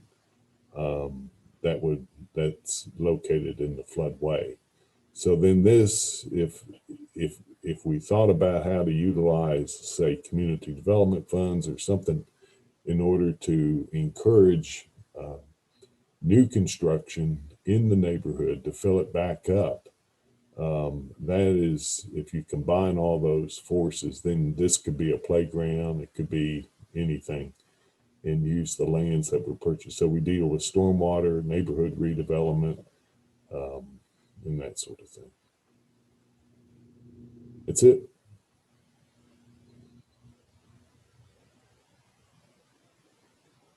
Thank you for your presentation. Are there questions from the commission?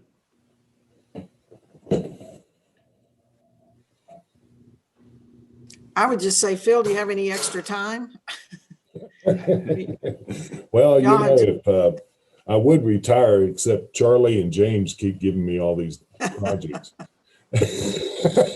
Doing a good job.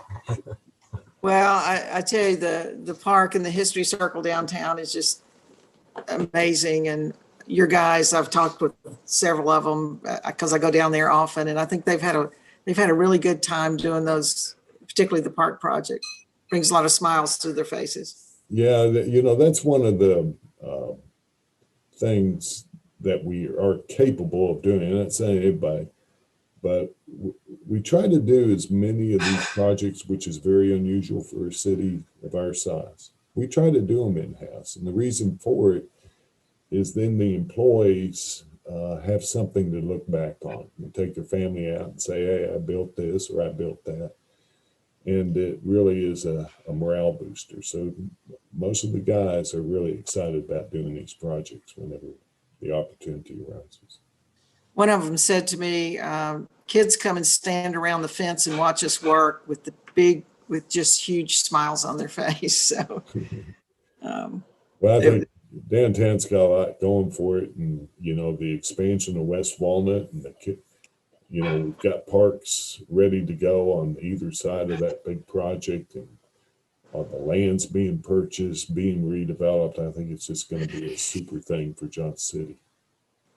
Yes. Thank you. And I guess while we have you in the meeting, we ought to acknowledge your department and all the considerable effort in putting 66 Christmas trees up in Founders Park. And next year I hear people want 100. So you give them 66 trees and the next year they want more, but it looked great and I think was well received by everybody. Oh, what's being proposed in the budget is to go to 120 trees. Okay. And also include King Commons in that. And then Keisha keeps coming up with some wild ideas about candy canes and that sort of thing. So we're ready to grow.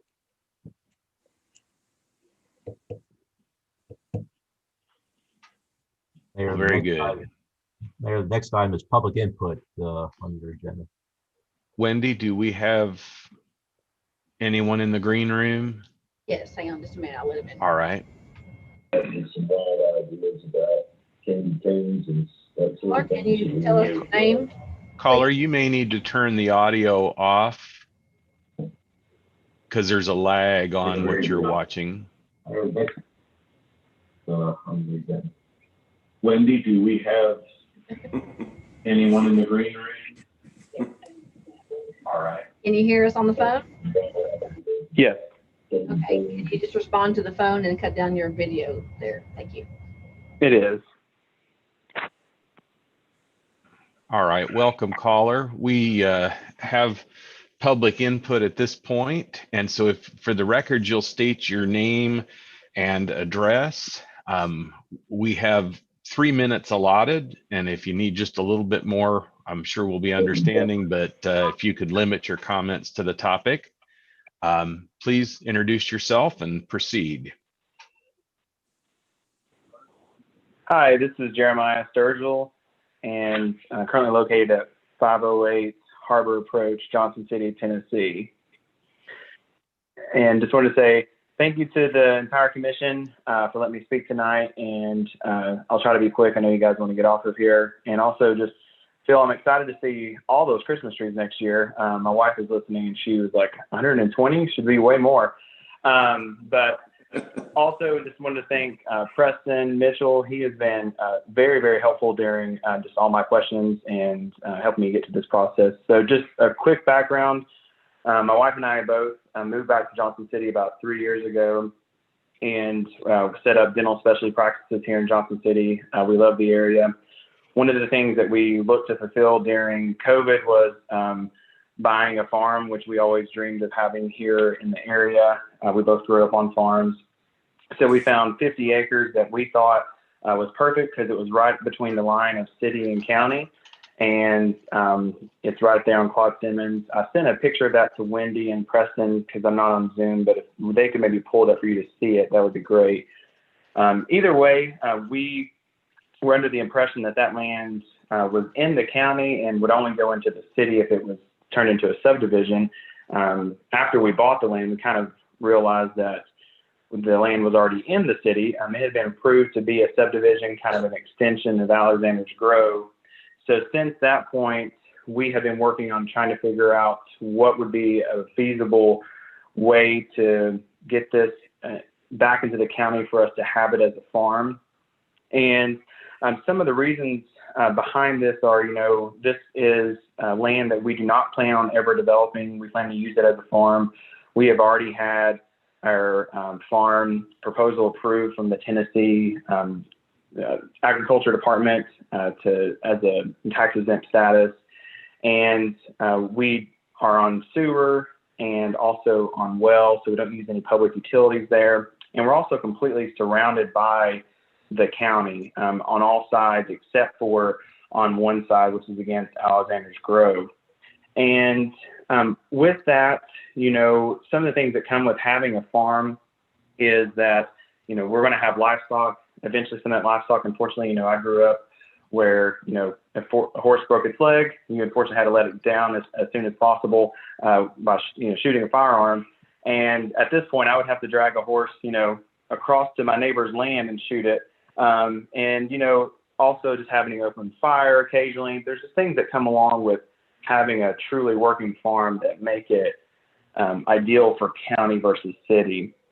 And so when I talked with the city about the de-annexation policy, I know that we didn't, strictly meet those policy guidelines. And I think that policy makes a lot of sense, but in all ways, there's always the one-off. And we do feel like this is a unique situation. It is nearly 50 acres inside of the city limits. And, by putting it into city limits, it actually created a donut hole because my land surrounds two houses at the road front, and those two houses are still in the county. And so what I wanted to do was to propose a compromise of this unique situation, because I know the city doesn't want to create a precedent of, going against the policy. So what I would propose is to split the land. I would subdivide it, and there's a nice sort of way to split it for about a 2 to 3 acre tract that adjoins Alexander's Grove for that land to be kept in the city. And that would create a clean cut and a clean delineation between city and county, and would allow us to still have the majority of the land, be in the county and be, able to function as a working farm. And it would also get rid of the donut hole, which I know, is not ideal for the city services. And so, I, kind of bring that forward to the commission for your consideration. And, our intent is to build a home there as soon as possible, but we're waiting to figure out if it's going to be city or county, and wanted to propose this idea of sort of, this compromise to split, and the part that's against the subdivision and down creating this donut hole, keeping that in the city, and then having the remaining part go back into the county. Since it was only annexed truly, under the intent for it to become a subdivision, and which made a lot of sense because the city would take utilities up there. So that's all I have. I don't know if anyone on the commission has questions for me. I probably spoke really fast, and so I hope that made sense. Thank you, Dr. Sturgill. We don't customarily engage or respond to public input in this forum. We really make it about listening, but I'll ask the commission if they have any questions while we have you on the meeting. Jeremiah. I'll just. Okay, Commissioner Roth. Sorry. Go ahead. I just, my question is, have you filed a formal request through our developmental services, just what you've told us about, so that, it would come to the commission formally? So in my discussion with Preston Mitchell, because I think this didn't meet the exact criteria, it seemed as though, it wasn't, I couldn't go through the formal process of the de-annexation policy because it didn't meet those criteria laid out exactly within the policy. And after discussing it with him, he's like, well, this is somewhat of a unique situation. Let's see what the commission says about it. So because of that, it seemed like this is the order it's gone in.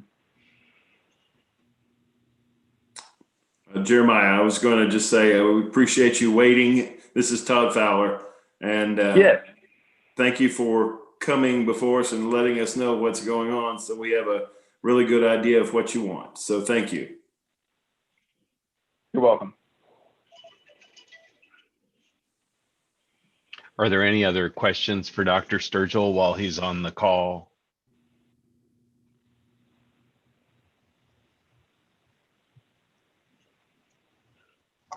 I don't. Mayor, go ahead, Commissioner Hunter. Sorry, I don't necessarily have a question for Dr. Sturgill, but possibly, I guess, for Preston or the commission as a whole, or both. I guess, and maybe for Dr. Sturgill, I mean, I think he's looking to see, from my assumption, if there's interest or willingness for us to look at this at a further or a deeper level before he tries to apply for a building permit, or to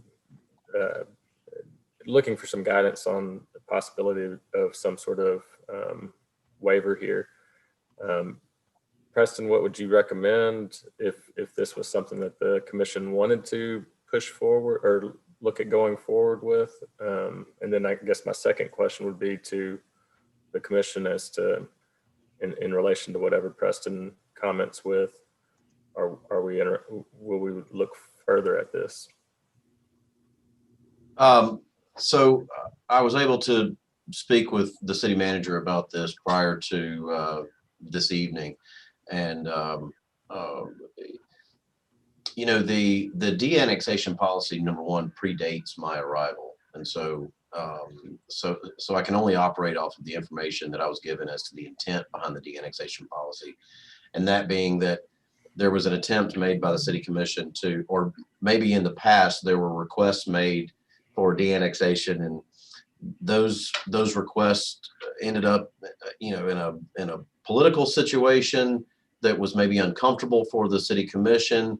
And at the time, the commission was seeking some objective standards by which they could make a decision to de-annex. And so the policy was put together. There are 6 tests to apply, and then that was adopted. And then anytime someone comes forward to ask for de-annexation, staff applies those 6 tests. In this particular case, Dr. Sturgill does not pass all the tests. And so typically what has happened is that we indicate to anyone else, your property or your request to de-annex doesn't pass the policy that was adopted by the commission. And so most often those folks understand and they go about their way. In this particular situation, we understand Dr. Sturgill, certainly understand his situation, and he's looking to do something a little bit different here by subdividing the property, keeping part of it in the city and part of it in the county. So it is a little bit of a unique situation, but bottom line, this particular request does fail the policy. And so I think one of the things that should be considered is what does this do going forward? Does this create a problem for you all, for the city commission? Does this create a little bit of a slippery slope? There is a likelihood that there will be land around Dr. Sturgill's property further west, further south and west down Claude Simmons that would develop and be annexed into the city. His property falls well within our planning region, and that's one of the particular tests that is required to be considered. Does the property fall within our planning region? And it does. He's within our urban services area, within the planning region boundary. So it's likely that other property around him will develop and will annex. And so then if his property was de-annexed in the future, then his property would be the donut hole. So certainly understand his concerns. His efforts to have an active working farm could be achieved through the A1 zoning. We would be happy to process a rezoning request and bring that to the commission to downzone to the A1. But his other concerns regarding open burning and possibly firing a gun and things like that, other typical municipal ordinances, sounds like those are other concerns that zoning can't necessarily fix. But those were some of the items I've just mentioned were items that I discussed with the city manager. At this point, if you all are interested in this, my recommendation would be to provide specific direction back to the city manager as to how we would want to proceed. But back to the specific question that Commissioner Brock asked, there's not been a formal request because he doesn't meet your own policy, and so that's why we're here today. I'm going to respond to John's comment and question. I'm certainly willing to review a formal request so that we can see what those 6 tests are. It's been so long ago, I don't even know or understand. Does he not meet one of them? Does he not meet all 6 of them? But I would be willing to, review the formal request. It may turn out the same way. I don't know, but I think Dr. Sturgill deserves having it formally reviewed. That's what he's requesting. And what would can I interrupt, Commissioner Brock? Mm-hmm. What would the process look like for that, Preston?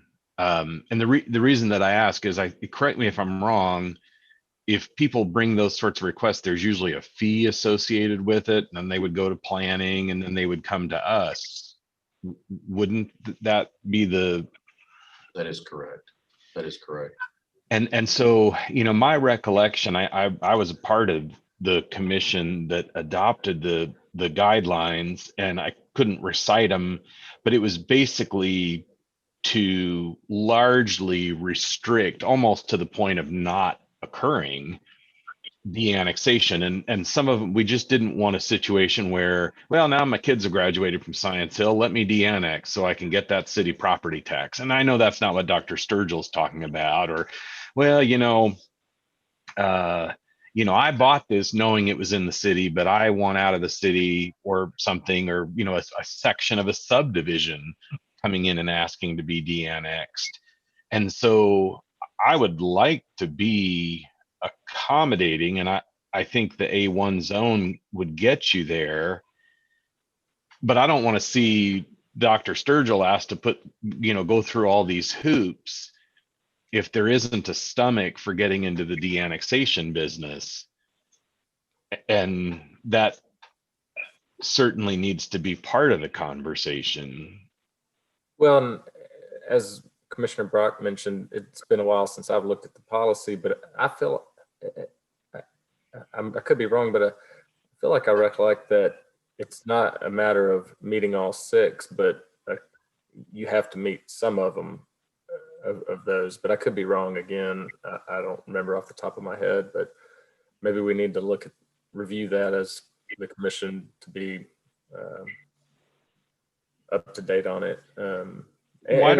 And what Preston and Dr. Sturgill had mentioned, and yourself, Mayor, the fact that this isn't a request to create a donut hole, but rather to make one or to eliminate one. Now, again, in the future, it could turn into one, but there sounds like there's some relevant, reasoning behind it. Why don't we take as the next step that the development service folks just bring back a review of the de-annexation policy from, I think that was what, 3 years ago that we dealt with that. July 19th of 18. Oh, okay. So it's not even been that long ago. So 2.5 years ago. And certainly it'd be in a public workshop, and Dr. Sturgill would be welcome to dial in for that as well. I just don't want to give false hope. And at the same time, I also don't want to open the Pandora's box for every other de-annexation request that might be out there.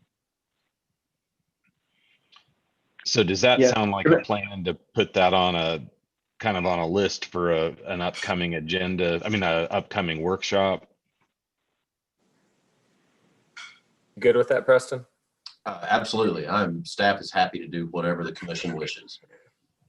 Preston, let me ask one final question. When did we annex that? It wasn't that long ago. No, ma'am. It was in 2019. I can pull up Yeah. that date, but yes, ma'am, it was in 2019. Okay. Okay. I would be supportive of us looking into it also. Let's do that.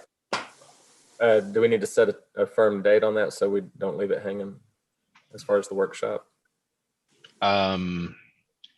If Pete were on the call, Charlie, do you know what we've got on our workshop list for the 1st? I do not, but I would recommend if time does not allow it for that first meeting in February, perhaps just a second regularly scheduled, maybe another workshop that same month. Okay. So right now we'll just sort of try to do it on the 4th, assuming the agenda hasn't already gotten filled. And if it doesn't work on the 4th, that would put us on the 18th. Is that a correct? Yes. Is that agreeable to everybody? Sounds good. All right. Yes, sir. And I'll be happy to put together some maps and an analysis of the de-annexation policy, where it meets, where it doesn't meet, and I can provide that to you in advance. All right. Thank you. Thank you very much. Is there anything further on our agenda? Thank you, guys. All right. Thank you, Dr. Sturgill.